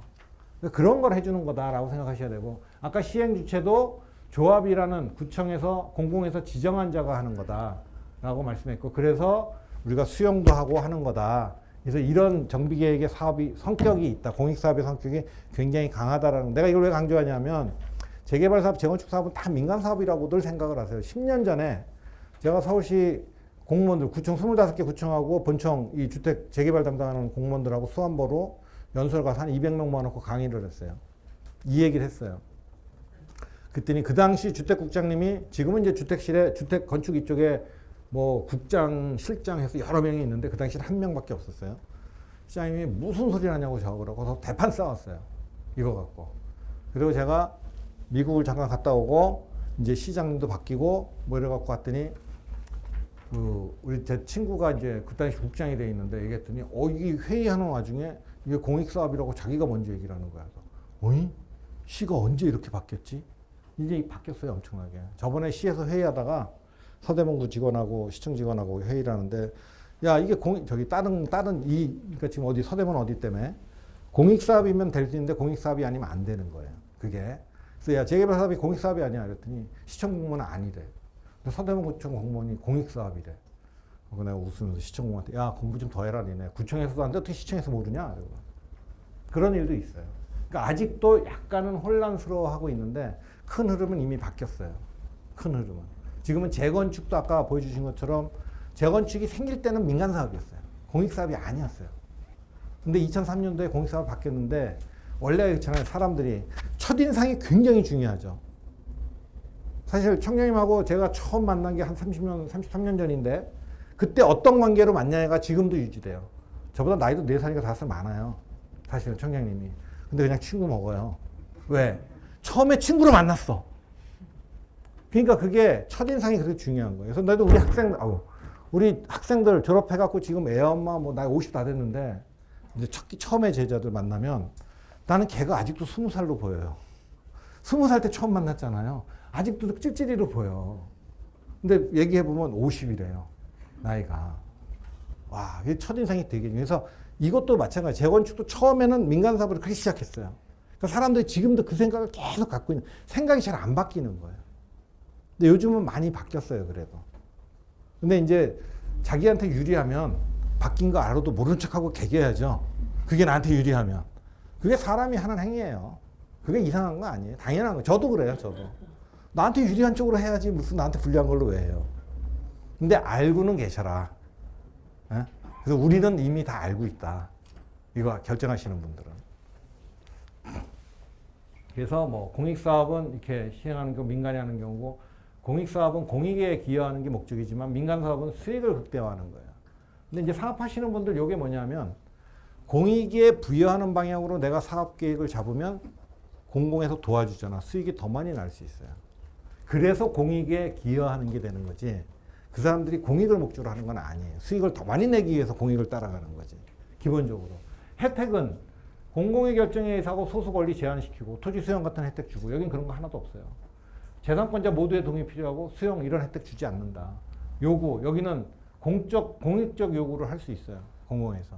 민간은 세금 말고는 아무것도 없어요. 민간에서 하는 사업은 세금만 내면 끝이에요. 어느 걸로 할 거냐는 정해야 돼. 근데 재개발 정비사업은 민간 사업을 할 수 있는 방법이 없어. 100% 동의를 받을 수가 없기 때문에. 그래서 이건 어쩔 수 없이 이리로 갈 수밖에 없다. 그래서 핵심 요소는 뭐 도시계획 사업이고 도시 변화에 대응하는 이게 세상이 바뀌었잖아요. 지금 뭐 저쪽도 홍은동 저쪽 가보면 옛날에 저쪽 어디야? 저기 은평구 저쪽 넘어가면 제가 대학 때인데 그 동네 부자 동네였어요. 새로 딱 한옥들 지어가지고 빨간 벽돌 한옥들 잘 사는 집 애들. 근데 지금은 아니잖아요. 그러니까 그 당시에 얘기 듣게 80년대에 똑같은 돈으로 강남으로 아파트 타러 사갖고 간 사람하고 은평구로 단독주택 사갖고 온 사람하고 지금 절반 차이 나는데. 네? 절반 차이 난대요. 그때는 거기도 엄청 부자 동네였어요. 근데 이게 한 4, 50년 지나니까 이제 엄청 노후했잖아요. 그러니까 이제 불량주택이 돼버린 거지. 그러니까 지금 다 재개발한다고 나요. 서대문도 비슷하죠. 서대문은 은평보다 조금 먼저 했어요. 그죠? 시내에 가까워서. 그런 거다. 그래서 공공성이라는 것이 굉장히 중요하게 영향을 미치는데 그 공공성도 여러 가지가 있어요. 공공성이라는 것도. 시민 합의에 의해서 정책 목표로서의 공공성이에요. 지금 뭐 뉴타운 같은 거, 강남구 균형개발, 예? 요즘 신통 이런 거 공공성이 있는 거예요. 왜 빨리 주민들한테 주택 공급하고 이런 거 굉장히 중요하다 그래서 사람들이 동의를 하는 거예요. 그 다음에 이런 거 아닌 불특정 시민, 내부 선안도로 타고 지나가다 보니까 저기 아파트 진짜 저거 배기 싫어 이런 것들이 있어요. 그건 불특정 다수한테 미치는 영향이에요. 그 다음에 아파트 단지에 사는 사람들, 우리 아파트 단지 이런 게 안 좋아. 그죠? 또 이런 거 이렇게 해서 참 좋겠으면 좋겠어. 이런 것들은 그 지역에 사는 주민이에요. 이 세 가지로 구분을 할 수 있는데 이 구분은 얘가 상위 개념이 될 수밖에 없어요. 정책 목표가. 그래서 지금 이제 요즘 뭐 지천 르네상스 이런 거 하잖아요. 그거는 여기에 해당돼요. 근데 우리 일하는데 그런 거 좀 안 했으면 좋겠어. 그건 여기에 해당돼요. 이거가 이겨요, 무조건. 이게 상위의 목표가 되는 거예요. 그거 우리 안 하고 주민들이 그렇게 해봐야 답이 안 나와요. 그건 시에서 정책적으로 결정한 걸 이기려고 들면 사업이 안 됩니다. 근데 그거는 맞춰가는 게 무조건 유리합니다. 그래서 이런 정책적 공공성이라는 것도 이런 위계가 있다라는 걸 조금 이해를 하시면 다 공공성이지만 이 세 가지가 다 공공성이지만 공공성에도 위계가 있다라는 생각을 조금 가지시는 게 나중에 이제 이런 거 하고 그럴 때 뭐 문제가 생기고 그러면 이해하시는데 좀 도움이 될 수 있을 겁니다. 자, 대충 뭐 들어오신 것 같으니까요. 신속통합기획에 대해서 잠깐 말씀드리겠습니다. 얘는 뭐 이렇게 길지는 않습니다. 아까 잠깐 말씀드렸을 때 정비 계획을 결정하고 정비 구역을 지정하는데 굉장히 오래 걸린다 그랬죠. 한 4, 5년씩 걸리고 막 이런다 그랬잖아요. 그래서 서울시에서 통계를 잡아보니까 한 5년, 평균 5년 정도 걸렸대요. 평균 5년 정도 걸려서 야, 이거 뭐 구역 지정하는데 5년씩이나 걸리면 이거 어떻게 하겠냐. 그래서 이거를 좀 빨리 하자라는 게 신속통합기획입니다. 조금 빨리 하자. 그러면 어떻게 빨리 할 건데 이제 그런 내용이죠. 그래서 신속통합기획이라고 해서 특별히 다른 게 있는 게 아니고 요것들을 어떤 절차로 할까. 주민들이 나름 모여서 안을 만들고 그거를 구청에서 체크를 해서 시하고 협의를 하고 그리고 시에 보내서 또 심의를 받고 이러면서 시간이 엄청 많이 갑니다. 그러니까 구에서 안을 만드는 거하고 시에서 안을 만드는 거하고 동시에 만듭니다. 지금은. 그래서 신속통합기획으로 가면 공공재개발도 마찬가지입니다. 들어가면 구에서 용역해서 용역회사를 선정합니다. 그리고 어떤 식으로 계획을 만듭니다. 이제 주민들하고 협의해서 주민들이 원하는 계획을 나름 만들어냅니다. 그 중에 그걸 하는 와중에 시는 시대로 또 MP를 위촉을 하고 전문가들을 통해서 거기도 용역사를 하나 선정을 또 합니다. 건축 용역사를. 그러니까 용역사가 구청에서 건축 담당 용역사가 생기고 정비계획 담당하는 용역사로 선정. 두 개를 보통 같이 하고 시에서는 건축 용역사를 별도로 또 합니다. 거기 이제 정비계획을 중심으로 하는 거죠. 그래서 정비계획, 도시계획, 정비계획 만드는 용역사들은 이제 지표들, 세대수가 어떻게 되고 용적률이 어떻게 되고 주로 이런 것들을 다루는데 그걸 구체적으로 계획하는 건 이제 건축 쪽에서 하는데요. 그러니까 구에서 만드는 동안 시에서도 그 작업을 동시에 합니다. 그래서 구에서 만든 거가 올라가면 차이가 나오겠죠. 그 차이 나오는 거에 대해서 다시 한번 체크를 합니다. 체크를 하고 결국은 시에서 생각하는 쪽으로 정리가 됩니다. 그러니까 대개 구에서 요구하면 이제 주민들이 요구사항을 구에서는 맥시멈 들어줄 수밖에 없습니다. 이게 이제 구청장님이 뭐 어쩔 수 없잖아요. 구에서 지역 주민들이 원하는 거를 거절을 못 하시니까 그러니까 구 요거만 생각하시는데 시에 가면 이게 이제 또 서울시 전체를 바라보고 하다 보니까 구하고 시에서 하는 게 조금 다른데 구청장님은 입안을 할 수 있는 권한을 가지고 계세요. 구청장님이 결정할 수 있는 권한은 없습니다. 결정 권한은 시장님한테 있습니다. 그러니까 입안은 구청장님이 하시지만 결정은 시장님이 합니다. 그럼 시장님이 결정할 때 결정할 수 있는 이게 구청장님이 할 수 있는 거하고 다릅니다. 그러다 보니까 시에서 계획안을 만들 때는 구에서는 어떻게 건드리지 못하는 것들을 건드릴 수도 있습니다. 그래야 주민들한테 주민들이 원하는 걸 자르고 정리하면서도 또 다른 걸 갖고 메꿔주고 이렇게 해서 주민들도 동의하고 시에서도 동의할 수 있는 안을 만드는 거죠. 그러니까 이게 왔다 갔다 안 하고 동시에 진행이 되는 거죠. 그러니까 소위 이게 순서대로 쭉 가야 되는데 순서대로 가는 게 아니고 소위 패스트 트랙이라 해서 동시에 몇 가지가 같이 가는 거죠. 그냥 기간이 단축될 수밖에 없어요. 그래서 구에서는 엄두 못 내는 것도 시에서는 엄두를 내고 합니다. 답이 안 나오니까. 대개 시에다가 이렇게 낸 거는 구에서 뭐 좀 어렵고 안 되고 이런 것들이 있는 것들이 많아요. 그래서 이제 공공재개발 같은 경우에는 뭐 저번에 홍은동 오늘 제가 홍은동을 다섯 바퀴인가 열 바퀴는 좀 안 되는데 하여튼 엄청 여러 번 돌았는데 쭉 가서 거기도 보니까 공공재개발 탈락했다고 이렇게 써붙였더라고요. 뭐 어떻게 해서 보완해서 어떻게 하겠다고. 근데 보면 거기도 탈락한 이유는 있습니다. 탈락한 이유는 있는데 안 되는 거는 안 돼요. 그래도 또 시장님이 결정권을 갖고 있지만 아무렇게나 결정하는 건 아니잖아요. 또 시장님이 결정권을 갖고 있다고 해도 이게 위원회라는 거를 거치는데 시장님이 공약으로 구청장님하고 해서 두 분이 공약으로 냈던 게 있었지. 옛날에 제가 시에 근무를 한 5년 했습니다. 박사학위 받고 시에 가서 한 5년 정도 근무를 했었는데 그때 이제 도시계획 시에서 갖고 오면 그거를 심사하는 저거를 했었는데 그래서 구청장님, 시장님 동시에 선거 공약으로 내놨는데 안 된다 그랬어요. 제가 못하게 했어요. 못했어요. 위원회에서 시장님이 아무리 얘기해도 아닌 건 아니라 그래요. 요즘도 그 정도까지 하는지 모르는데 저는 좀 그렇게 했습니다. 지금도 제가 위원할 때는 그런 케이스가 있어. 그러면 방법을 알려주고 무리하게 안 하고 되는 수준에서 정리를 해주고 그래서 뭐 저번에 어디죠? 우리 경복궁 옆에 미대사관 있던 땅 송현동 부지도 시에서 뭐 하려는데 그렇게 부시장이 무지 난감해 했었는데 저 때문에. 근데 안 된다고만 하면 안 되잖아요. 방법을 가르쳐 줘야지. 그래서 대안을 주고 한 번에 다 하려지 말고 단계 나눠서 해라. 그래가지고 하여튼 시에서 원하는 공원으로 결정하는 건 했는데 그 내용은 그때 정하지 않아요. 계획 내용까지 갖고 왔어요. 내용은 빼고 공원만 해라 일단. 껍데기만 하고 알맹이는 나중에 정리를 더해서 그때 결정해서 이제 구분을 해갖고 해줬는데 그래서 시장님이 원한다라고 해서 무조건 위원회에서 통과되는 것도 아닙니다. 그러니까 뭐 우리 똑같잖아요. 대통령이 하고 싶다고 해서 국회 가서 무조건 되는 건 아니잖아요. 국회에서 논의를 해서 또 아닌 건 아니라고 하니까 이것도 비슷합니다. 근데 이제 많은 부분들은 가기는 하지만 그러니까 이제 뭐 시장님이 직접 계획하시는 건 아니잖아. 그죠? 직원들이 하는 거지. 그러니까 여기서 정리가 되는 거죠. 그래서 아무리 아닌 거는 안 되는 거는 누가 뭐래도 안 될 수밖에 없는 게 있습니다. 아니 뭐 요즘은 안 그러지만 우리 나이 이제 바뀌었죠. 나이 계산하는 게 올해부터. 그래서 섣달 그음에 결혼하면 그 다음날 2년 됐는데 애도 못 단다고 쫓겨난다고.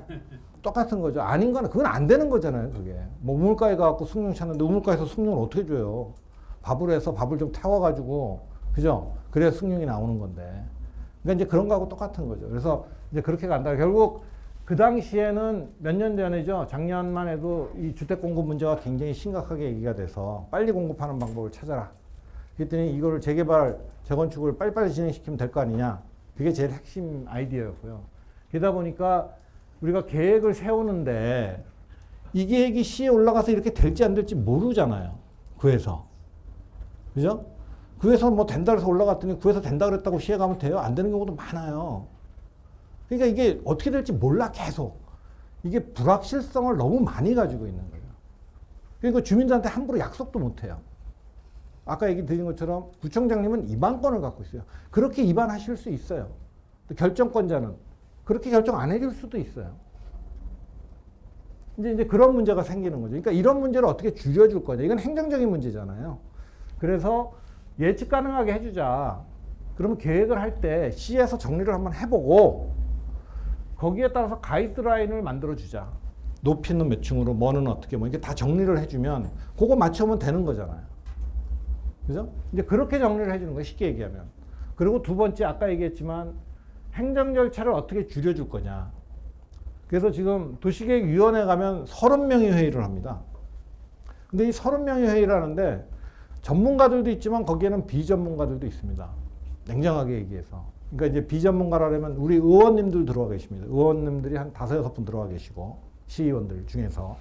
그 다음에 뭐 언론계를 대표하고 법조계를 대표하고 이런 도시계획 잘 모르는 이런 정비사업 이런 거를 모르는 분들이 있고 그 안에서도 또 뭐 조경 전공하시는 분, 환경 전공하시는 분 틀려요. 그러니까 이제 이 정비사업을 주로 많이 다루고 잘 아는 사람이 10명이 안 됩니다. 근데 30명이 회의를 하니까 10명이 암만 그렇다 그래도 아니라 그러면 답이 안 나와요. 그럼 또 이상한 거에 걸려서 끌려가기도 해요. 그런 케이스들이 있는데 그래서 결국 소위원회를 중심으로 운영한다. 소위원회를 중심으로 운영한다는 얘기는 뭐냐면 이런 정비사업을 잘 아는 전문가들만 모아서 그 사람들이 보게 하겠다는 거예요. 이게 이제 쉽게 얘기하면 저 같은 사람들만 모이는 거예요. 쉽게 얘기하면. 그러면 굉장히 잘 알아. 이게 보면 얘기 안 해도 그 뒤에 숨겨진 거 다 알아요. 아, 요거 갖고 장난쳤네. 뭐 다 알아요. 아까 말씀드렸지만 정비계획만 30년을 봤습니다. 그리고 제가 정비계획도 수도 없이 많이 세워봤고. 그러니까 정비계획 세우는 사람들이 어떤 장난치는지 뭘 갖고 우리한테 속여먹으려고 대드는 것도 있어요. 저도 써먹어봤고. 저도 이거 하긴 해야 되는데 답이 없잖아요. 지금 이제 뭐 구청장이면 뭐 부탁하잖아. 그러면 시에 가서 얘기를 하면 시의 직원이 그래. 교수님 바뀌었어요. 전에는 안 그랬는데. 야, 사람이 살면서 좀 바뀌어야지.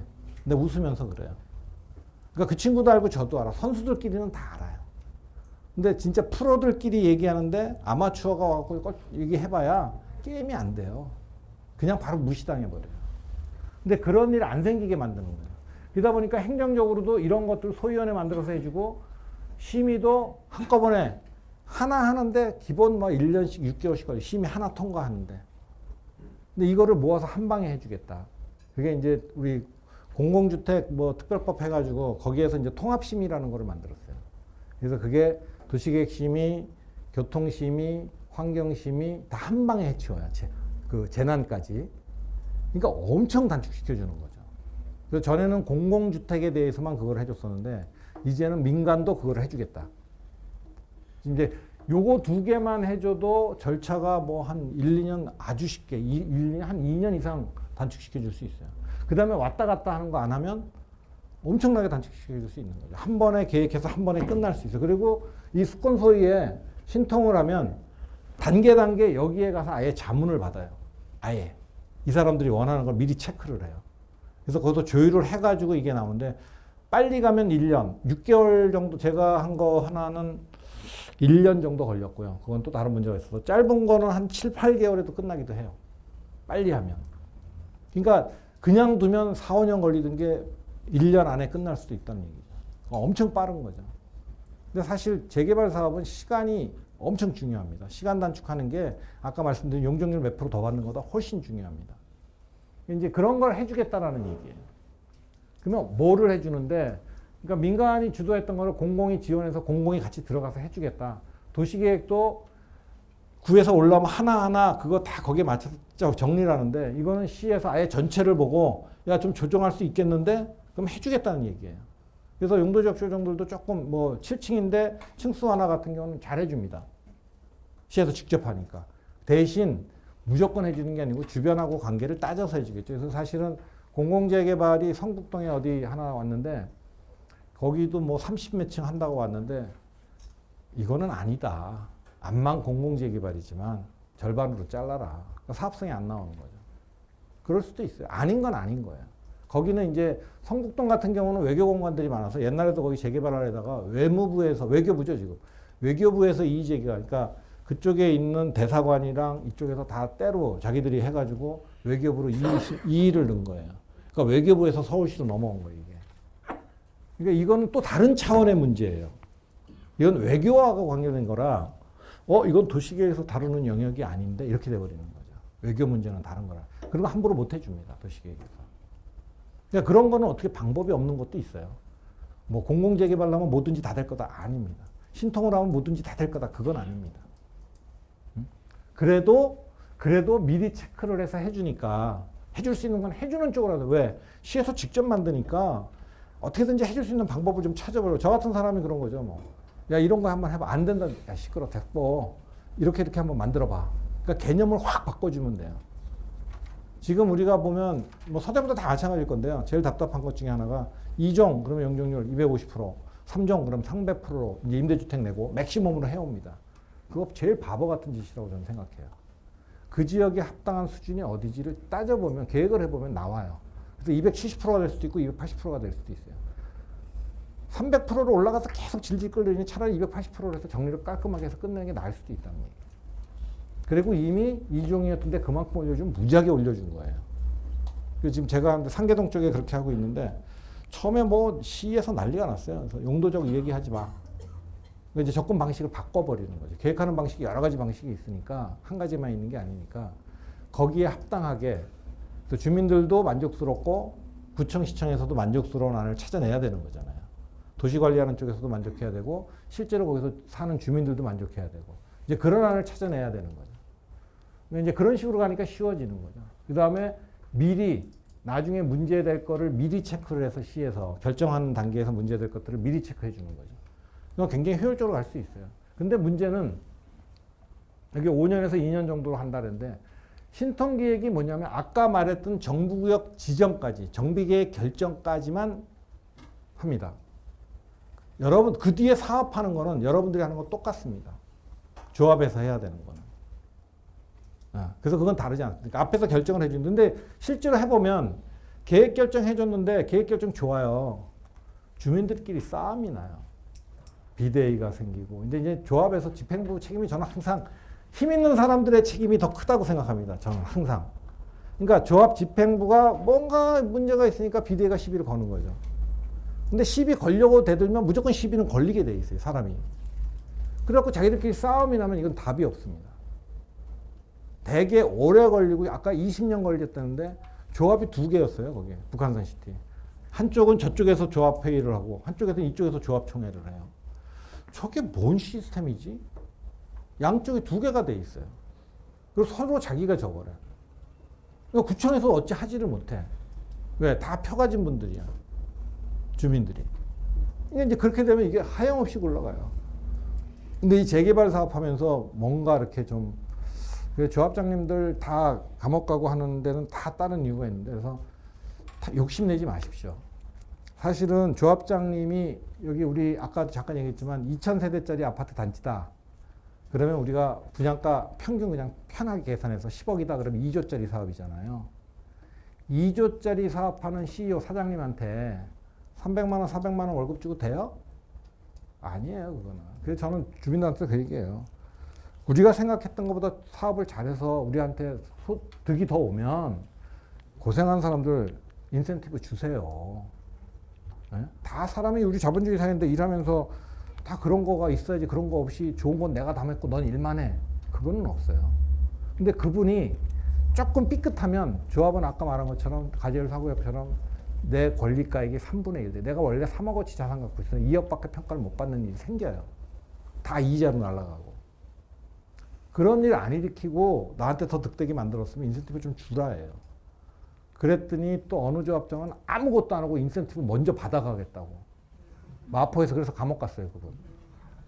하여튼 별의별 사람이 다 있는데 합리적으로 우리가 상식적으로 일하면 돼요. 그래서 조합에서 잘하면 잘했다고 저기 조합원들이 좀 박수도 쳐주고 누가 와서 시비 걸면 말려도 주고 이래야지 이게 잘 되는데 그게 잘 되는 조합들이 잘 가요, 사실은. 그러니까 그런 것도 필요하다. 물론 아까 말씀드린 것처럼 세상에 완벽한 사람은 없다. 세상에 좋기만 한 것도 없다. 좋은 게 있으면 분명히 나쁜 게 있죠. 저도 잘하는 게 있으면 못하는 게 있고 누구든지 마찬가지잖아요. 잘하는 걸 보면 좀 못하는 거를 덮어줄 수 있잖아요. 근데 잘하는 건 안 보고 못하는 것만 보면 그건 용서가 안 되죠. 많은 분들이 우리가 이게 우리나라 사람들 특징이라 그래요. 그런 게. 그건 조금 좀 한 발 양보를 해야 서로 잘 갈 수 있지 않을까. 그래서 이건 이제 아까 위원회 심의하고 건축 설계하고 뭐 이런 거 쭉 가는데 이런 거에 별 문제 없이 되도록 아예 계획을 다 만들어주는 거예요. 그래서 시에서 가이드라인 다 잡아주고. 그럼 이거에 맞춰가면 이런데 위원회 심의 가고 뭐 심의 가고 그랬을 때 그냥 통과가 쉽게 돼요. 그러면 이게 이렇게 통과될 게 아닌데 통과되네? 이런 경우가 생겨요, 실제로. 그러니까 이제 역세권 활성화 사업을 제가 몇 개를 시에서 계획을 했는데 제가 강동구에 거기가 면적이 꼭 한 3만 제곱미터 되는데 그거를 용적률 800%로 계획을 했어요. 그러니까 사실 제가 봐도 좀 빡빡하긴 해요. 근데 뭐 이제 상업지역으로 바꿔갖고 다 정리를 하다 보니까 내가 봐도 좀 마음에 안 들어. 솔직히 제가 심의하면 통과 안 시켜줄 것 같아.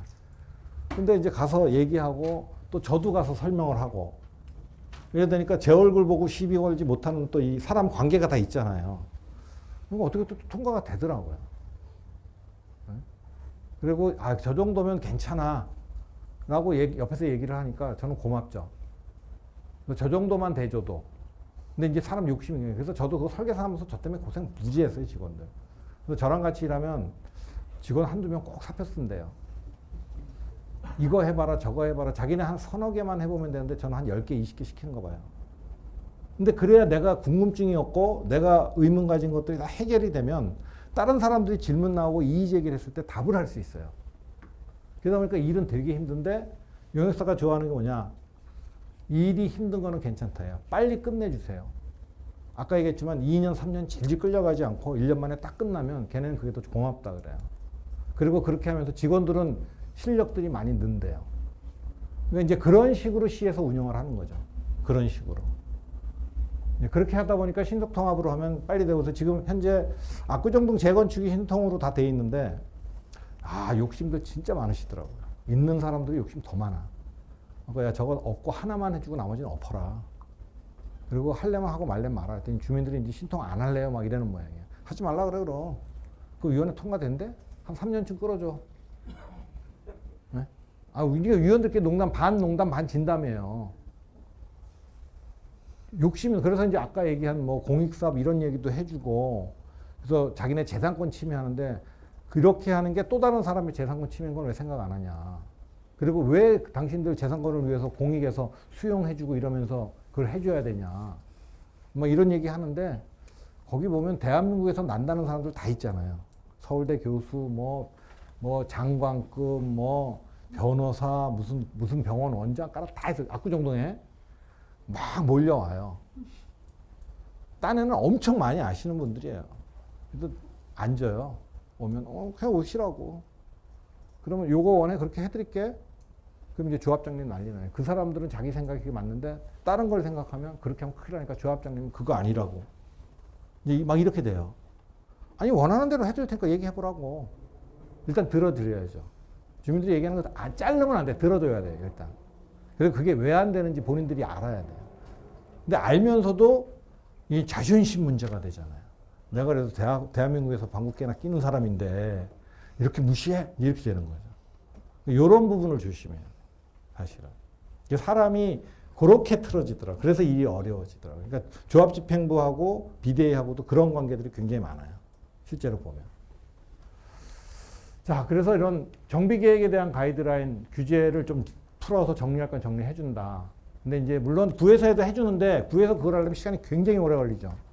시랑 왔다 갔다 해야 되는데, 시에서 직접 하니까 거기서 악유행을 하고, 그래서 빨리 끝날 수 있다는 거고. 그 다음에 설계 가이드라인을 아예 주니까 나중에 건축 설계에서 심의 가거나 할 때 좀 수월하게 갈 수 있다. 그 다음에 이제 부서에서 시에서 시책 사업으로 하는 거잖아요. 시장님 공약으로 나와갖고. 그러니까 암만 해도 주무부서에서 더 신경 써서 열심히 움직이겠죠. 아까 말씀드렸다시피 주민들이 움직이면 3년쯤 걸리겠지만 공무원들이 발벗고 뛰면 6개월 안에 다 해결할 수도 있습니다. 똑같은 문제 해결하는데. 그래서 아까 내가 공무원들이 이마에 땀이 나면 이 주민들 입가에 한바꽃이 핀다는 게 이제 그런 얘기입니다. 그러니까 뭐 특별한 건 없어요. 계획하는데 시에서 직접, 구에서 하면서 시도 동시에 계획을 해서 이런 공감대를 만들어서, 그러니까 주민들한테 설명도 해줘야 되는 거고, 공감대를 만들어서 가고, 이렇게 행정적으로 줄여주니까 기간이 단축되는 거다. 그 다음은 일반 재개발하고 똑같다. 이제 그런 말씀 드립니다. 그래서 특별한 건 더 유연하게 하고, 신속하게 하고, 디자인, 이게 이제 시작이라 그랬잖아요. 도시건축 혁신 방안이 이거의 시작이었는데, 그러니까 조금 더 기존에 안 했던 디자인들, 새로운 모습으로. 그러니까 야, 이런 게 돼, 뭐 이런. 그러니까 젊은 친구들이 또 많이 해요, 계획을. 그러니까 이제 저만 해도 벌써 기존에 해왔던 패턴들이 있어서 거기서 잘 못 벗어나는데, 젊은 친구들은 이상한 걸 들고 와요. 그러면 이제 좀 이렇게 저같이 오래 한 사람들이 보고, 야, 요런 문제, 요거 해결해봐. 요렇게 하면 요런 문제 생길 수 있어. 그럼 어떡할 건데? 그러니까 이제 리스크 관리 해주는 거죠. 그래서 이제 젊은 친구들하고, 요즘은 그래서 제가 직접 하는 것보다 이렇게 MP들 하는 거를 가이드 해주고, 조언해주는, 뭐 궁금해하고 물어보고 그러면 이제 그런 역할들을 지금 조금 하고 있습니다. 그래서 층수도 좀 뭐 완화를 해주고, 층수 규제도 이런 것들을 좀 풀어주고, 7종, 2종으로. 지금 요거는 이제 서울시가 7종이, 2종 7층이 지금은 2종 7층을 서울시 전체로 정비계획으로 세우면 없앴죠. 그래서 그냥 2종으로 해서 용적률이 어차피 똑같기 때문에 층수 제한을 별도로 안 하고 계획적으로 그 층수가 무리 없는 층수냐, 요런 걸 주로 따집니다. 그래서 아마 해도 3m 가면 좀 낮아지고 평지에 오면 좀 높아지고, 지금 서울은 그렇게 돼 있습니다. 높이 기준 같은 건 이제 바꿔서 한다. 뭐 이제 이거 이제 주로 재건축에 관련된 얘기고, 강남 얘기고.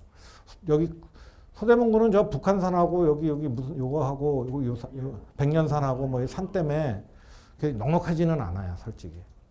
그래서 이제 또 뭐 이게 이제 요즘은 좀 많이 완화됐다는데, 전에 제가 이제 여기 하는 거면서 좀 알아보니까 층수가 좀 완화됐는데, 전에는 군부대 협의가 굉장히 어려웠어요. 지금 모래내 할 때는 그 모래내 그 연대 쪽으로 하나 조금 올라와서 그 연희동 그 뒷산이 뭐 6.25 때 엄청 유명한 고지라 그래요. 그래서 거기도 지금 군 시설이 있는 걸로 제가 아는데, 그래서 거기서 이 군 작전 계획 때문에 가재울 리타운 할 때 그 높이 올리는 것 때문에 무죄를 먹었는데, 지금은 많이 완화됐죠. 요즘 뭐 이 전투 개념이 많이 바뀌어서 작전 계획들이 많이 바뀌는 것 같더라고요, 그때에 비해서는. 그래서 요즘은 조금은 시에서 여기는, 그래서 아까 보니까 한 50층까지는 크게 문제는 없을 것 같아요, 여기도. 처음에 이제 얘기 나왔을 때 군고도가 어떻게 되냐 했더니 지금 대충 계산해 보니까 한 52층 뭐 이상은 군 작전에 그래도 걸리더라고요. 이게 수도방위하고 연결되어 있기 때문에. 근데 그거는 도시계획 쪽에서 어떻게 터치를 못합니다. 국방 관련은. 그건 별개입니다. 그러니까 저희는 이제 공익 이런 거가 주고 국방은 완전히 다른 얘기이기 때문에. 그 다음에 이제 뭐 도시계획 시설들, 공공시설들 입체로 활용하는 거. 그 다음에 여기에서 혜택을 만들어낼 수 있는 부분들이 굉장히 많이 또 있습니다. 계획 기법들을 가지고. 근데 이거는 뭐 굉장히 기술적인 거라 저런 것들도 동원해서 해줍니다. 근데 요즘은 이제 한번 시작을 하면 민간에서도 따라하죠. 그죠? 그러면서 이제 세상이 변해나가는 건데 지금 이런 것들을 많이 활용하고 있다라는 말씀을 드리고요. 행정절차 지원해주는 거 뭐 이런 거. 그래서 특별분과 만들고 자문회의 계속 중간에 전문가들이 와서 위원들이죠. 결국 위원들이 와서 계속 체크해주면서 문제없이 갈 수 있게끔 나중에 위원회 통과할 때 그렇게 미리 가이드를 해준다. 사실 이게 굉장히 큰 혜택이죠. 이게 굉장히 큰 혜택이죠. 이게 시에서 직접 하니까 가능하지. 시에서 직접 하지 않으면 구에서 일하면서 시의 위원들 불러갖고 뭐 좀 봐주세요. 잘 안 봐주죠. 가지 말라 그래요, 시에서. 그거는. 그러니까 시에서 하니까 가능한 얘기죠. 그리고 이제 시에서 하는데 구에 와서 그런 일을 하면 위원회 갈 때 쫓겨나요. 이해관계 있다 그래가지고. 그러니까 시에서 직접 하는 경우는 그건 예외로 한다 이렇게 돼 있고요. 그래서 도시계획 결정하는데 기간 이만큼 단축하고 이거 심의 인가할 때 이런 각종 심의들 통합해서 해서 기간을 확 줄여주겠습니다. 이게 지금 오 시장님 공약이죠. 그래서 지금 아직 신속통합기획으로 여기까지 간 게 제일 앞에 오 시장님 선거운동하면서 봉천동인가 신림동 가서 이렇게 봤던 데가 있어요. 그건 이미 이제 하고 있던 거였는데 먼저 임기에 여기에서 지금 걸려 있어요. 근데 너무 많이 고쳤어. 시에서 준 가이드라인에 너무 많이 달라. 그래갖고 위원회에서 일단 보류 한번 먹었어요. 근데 보류 또 한 번 더 먹을 것 같아요. 그러면 1년이에요.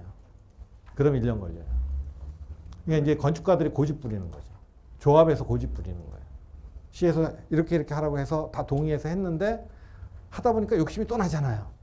원래 사람이 화장실 갈 때 다르고 올 때 다르다고 딱 그거예요. 그래갖고 또 이상하게 해가지고 걸려가지고 지금 그게 제일 앞에 게. 근데 하다 보면 실제 들어가다 보면 어디 종로에 뭘 하나 해줬는데 땅을 막 파다 보니까 밑에 유적이 어마어마하게 나와버린 거예요. 그러니까 이 유적을 보존하려는데 박물관 만들으려는데 그 지하에다가 그러면 이게 사업이 망하는 거죠. 그러니까 층수 좀 더 올려달라고. 근데 종로는 층수 못 올려줘요. 이거 갖고 해결해 준다고 또 뭐 모여갖고 회의 엄청 하고 그래갖고 하여튼 사업자가 원하는 만큼은 못 해줬지만 꽤 많이 이렇게 좀 완화를 해준 건 있어요. 그 사람이 원하는 것만큼은 도저히 안 돼갖고 못 해주고 뭐 그렇게 해서 간 게 이제 제일 앞에 나갔고 지금 공사를 하는 것 같아요. 그거는 종로에 있는 거는. 그리고 신림동은 아직 못한 거, 심의를 아직 통과 못한 거거든요. 되게 이제 아직 지금 재개발로 들어와서 신통 재개발로 기획한 거는 착공한 건 아직 없는 것 같아요. 그러니까 아까 말씀드린 앞에 해야 되는 절차들이 많이 있어서. 그래서 뭐 보통 도시계획은 한 10년 걸린다고 제가 말씀드렸잖아요. 재개발 한다고 해서 동의서 받고 시작해서 입주할 때까지 오래 걸립니다. 한 10년 가까이 편안하게 보면 10년 봐야 되고 엄청 빨리 하면 한 6, 7년. 엄청 빨리 하면. 아까 여기 계획 결정한 데만 5년씩 걸린다니까. 이제 그렇게 보면 요거를 5년 안에 입주할 수 있게 해주겠다 그러면 엄청나게 빠른 거죠. 그러면 이제 공사기간 3년 잡으면 그 3년 공사기간은 줄일 방법이 없어요. 더 줄일 방법은. 건물이 무너집니다, 나중에. 이제 그러면 안 되니까. 그래서 시간이 좀 걸린다. 이제 그 말씀 드립니다. 그래서 선정해서, 후보지 선정해서, 그 다음에 이제 이 신통 기획 수립하고 도시계획 결정 절차로 진행해서 갑니다. 재건축 재개발 뭐 조금 차이가 있는데. 그래서 여기서 구에서 신청을 하면 시에서 선정위원회를 하죠. 그래서 신통도 그렇고 공공재개발도 그렇고 서대문도 넣었다가 탈락된 것도 있고 된 것도 있고. 그죠? 올린다고 지금 강남구는 똑같은 게 세 번 다 계속 탈락. 뭐 탈락되는 거는 탈락될 만한 이유가 있습니다. 뭐 이제 그렇게 진행돼 왔다. 그래서 일단 제 강의는 이 정도 말씀드리고 질문을 좀 받아야 될 것 같은데 질문 있으시면 아무래도 좋습니다. 네. 뉴타운이 만족도가 높은데 왜 뉴타운은 더 이상 추진을 안 하나요? 그래서 지금 사실은 그 얘기가 나왔는데 이게 이제 정치하고 물려 있잖아요. 그러니까 이미 10년 전에 끝난 정책이잖아요. 그거를 다시 끌어내고 싶지는 않겠죠. 그래서 이제는 뉴타운하고 똑같진 않지만 조금 비슷하게 해서 가는 게 이제 생활권 계획에서 동단위 생활권 계획 같은 걸 세우는데 뉴타운 보면 가제율도 엄청 크잖아요. 그죠? 30만 평 뭐 이렇게 되는데 이 정도면 동단위가 넘거든요. 어떤 데는. 그러니까 그런 대로 전체적인 계획을 해서 해라. 그러니까 이제 다 재개발하는 거 아니잖아요. 뉴타운도. 이제 그때는 다 될 때를 선정했는데 지금은 동단위로 한다 그러면 동단위에서 재개발을 할 때도 있고 재건축할 때도 있고 그냥 이렇게 관리해야 있잖아요. 그런 계획을 세워서 그걸로 이렇게 끌고 가는 것도 있긴 있습니다. 근데 이게 도시계획에 정치가 들어오면 정치하고 떨어질 수는 없지만 정치가 들어오면 이상해지죠. 정책으로 가야 되는데 이게 얘기 정책이 아니고 정치로 오면 좀 어려워. 그런 이슈가 좀 있습니다. 그래서 그 개념들을 살리려고 애는 쓰죠. 근데 사실 제가 여기 와서 할 얘기는 아니지만 뉴타운 사업이 실패했다라고 얘기를 계속 했잖아요. 실패했다라고 얘기하는 제일 큰 이유 중에 하나가 원주민들 다 쫓겨나는 거였어요.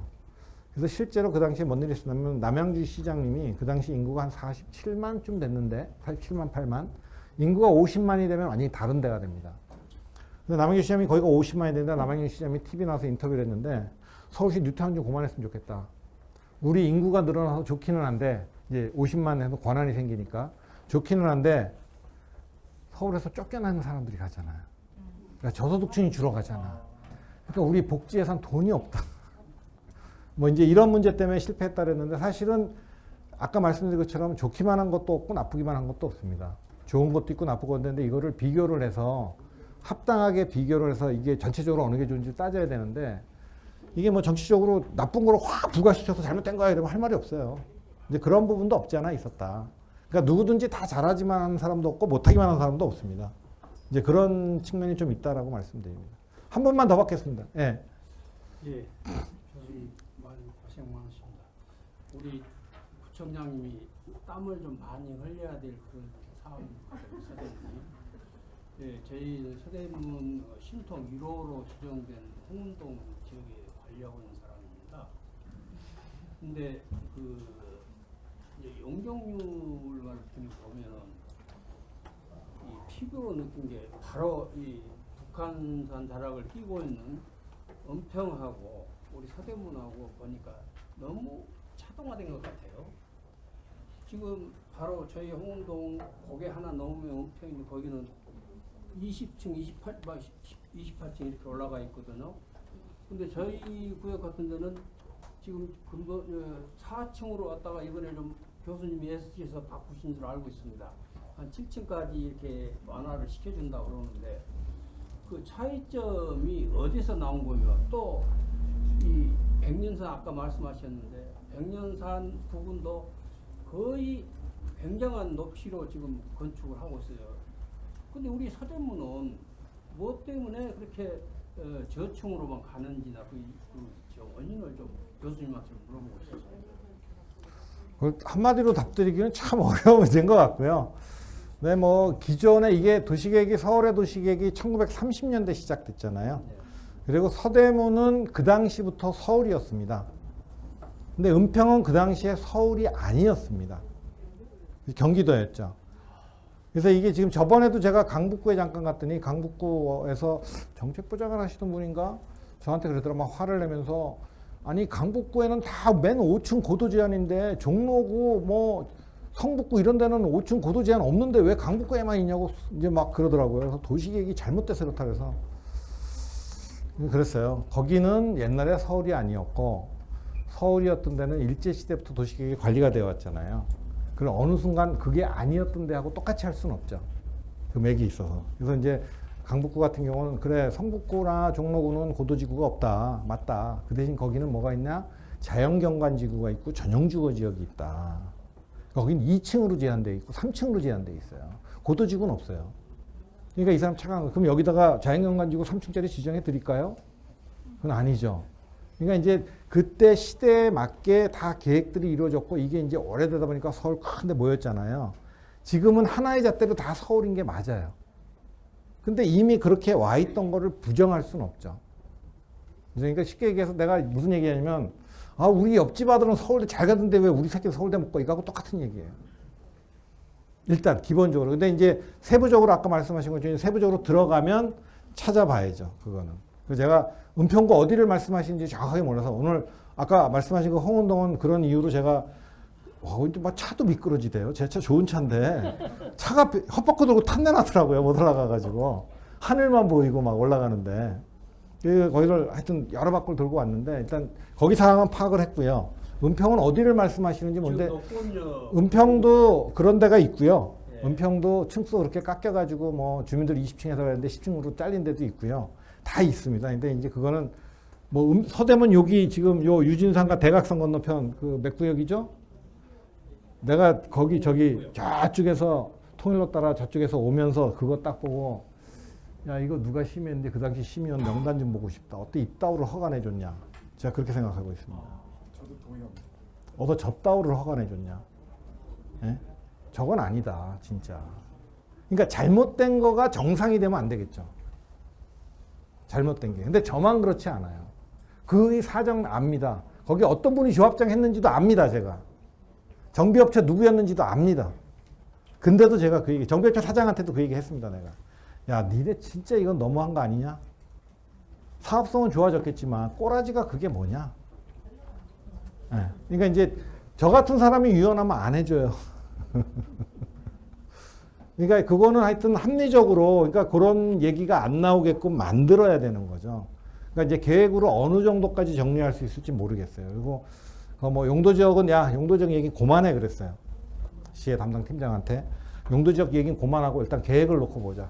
그러니까 지금 자꾸 용도 지역이 우선으로 가면 용도 지역에 맥시멈으로 채우려고만 해요. 좋은 계획을 만들려고 하지 않고 용도 지역 필요 없이 거기에 합당한 계획 만들고 거기에 합당한 용도 지역 부여하자.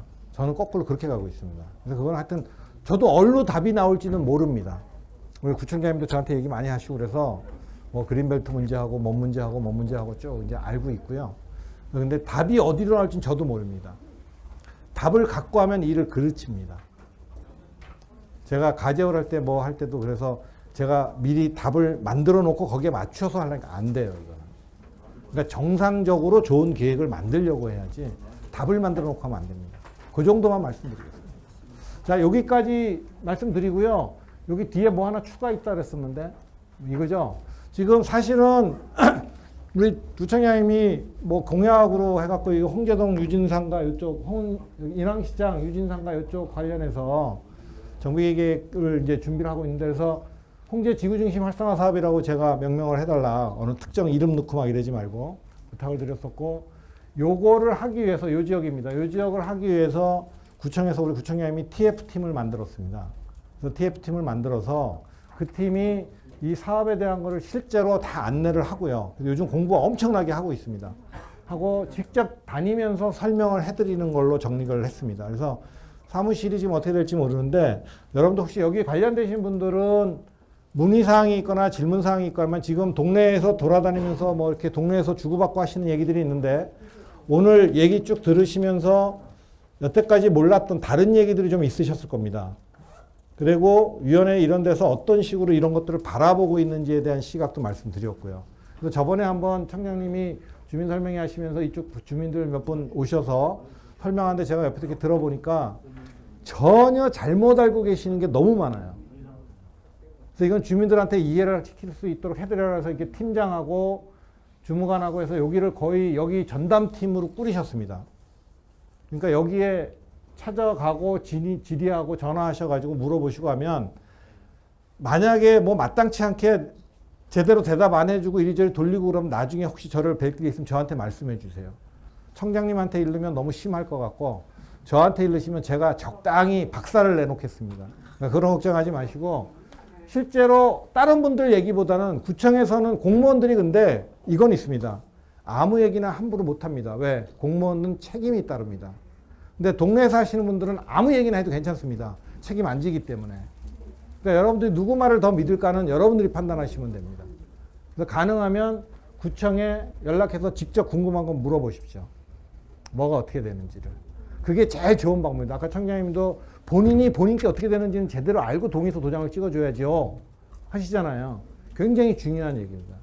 그래서 모르면 궁금한 거 물어보시고 여기에다가 여기 이 친구들이 이제 그거를 거의 전담해서 할 모양이니까 아마 지금 뭐 다른 얘기 들으셨겠지만 이거를 위해서 또 다른 준비도 하고 있는데 아직 준비가 조금 덜 끝나서 그게 준비가 되면 아마 따로 또 이분들은 이렇게 모셔갖고 이제 설명회도 하고 할 예정으로 있습니다. 그래서 아마 청장님이 이런 걸 많이 하시는 것 같아요. 많이 하시려고 계획하시고, 그래서 저도 아마 여러분들 좀 자주 뵙게 되지 않을까 싶은 생각도 듭니다. 자, 요 정도 말씀드리고요. 뭐 그냥 질문은 다음에 또 마지막 주에 아예 질문만 하는 주가 한 주 있더라고요. 그때 메모해 갖고 와서 질문해 주시면 아마 그날 저 말고 다다음 주에 하시는 분, 그 다음 주에 하시는 분들 다 이것만, 한 분은 70 가까이 되신 분이나 이것만 한 50년, 우리나라 재개발법을 만들 때부터 하시는 분도 있고요. 이런 분들이라 웬만한 건 다 해결해 드릴 수, 답을 다 해 드릴 수 있을 겁니다. 그래서 질문 있으면 정리해서 메모해 놨다가 마지막 주에 오셔서 질문하면 아마 웬만한 거는 다 해소가 되지 않을까 이런 생각을 합니다. 자, 이상으로 마치겠습니다. 감사합니다.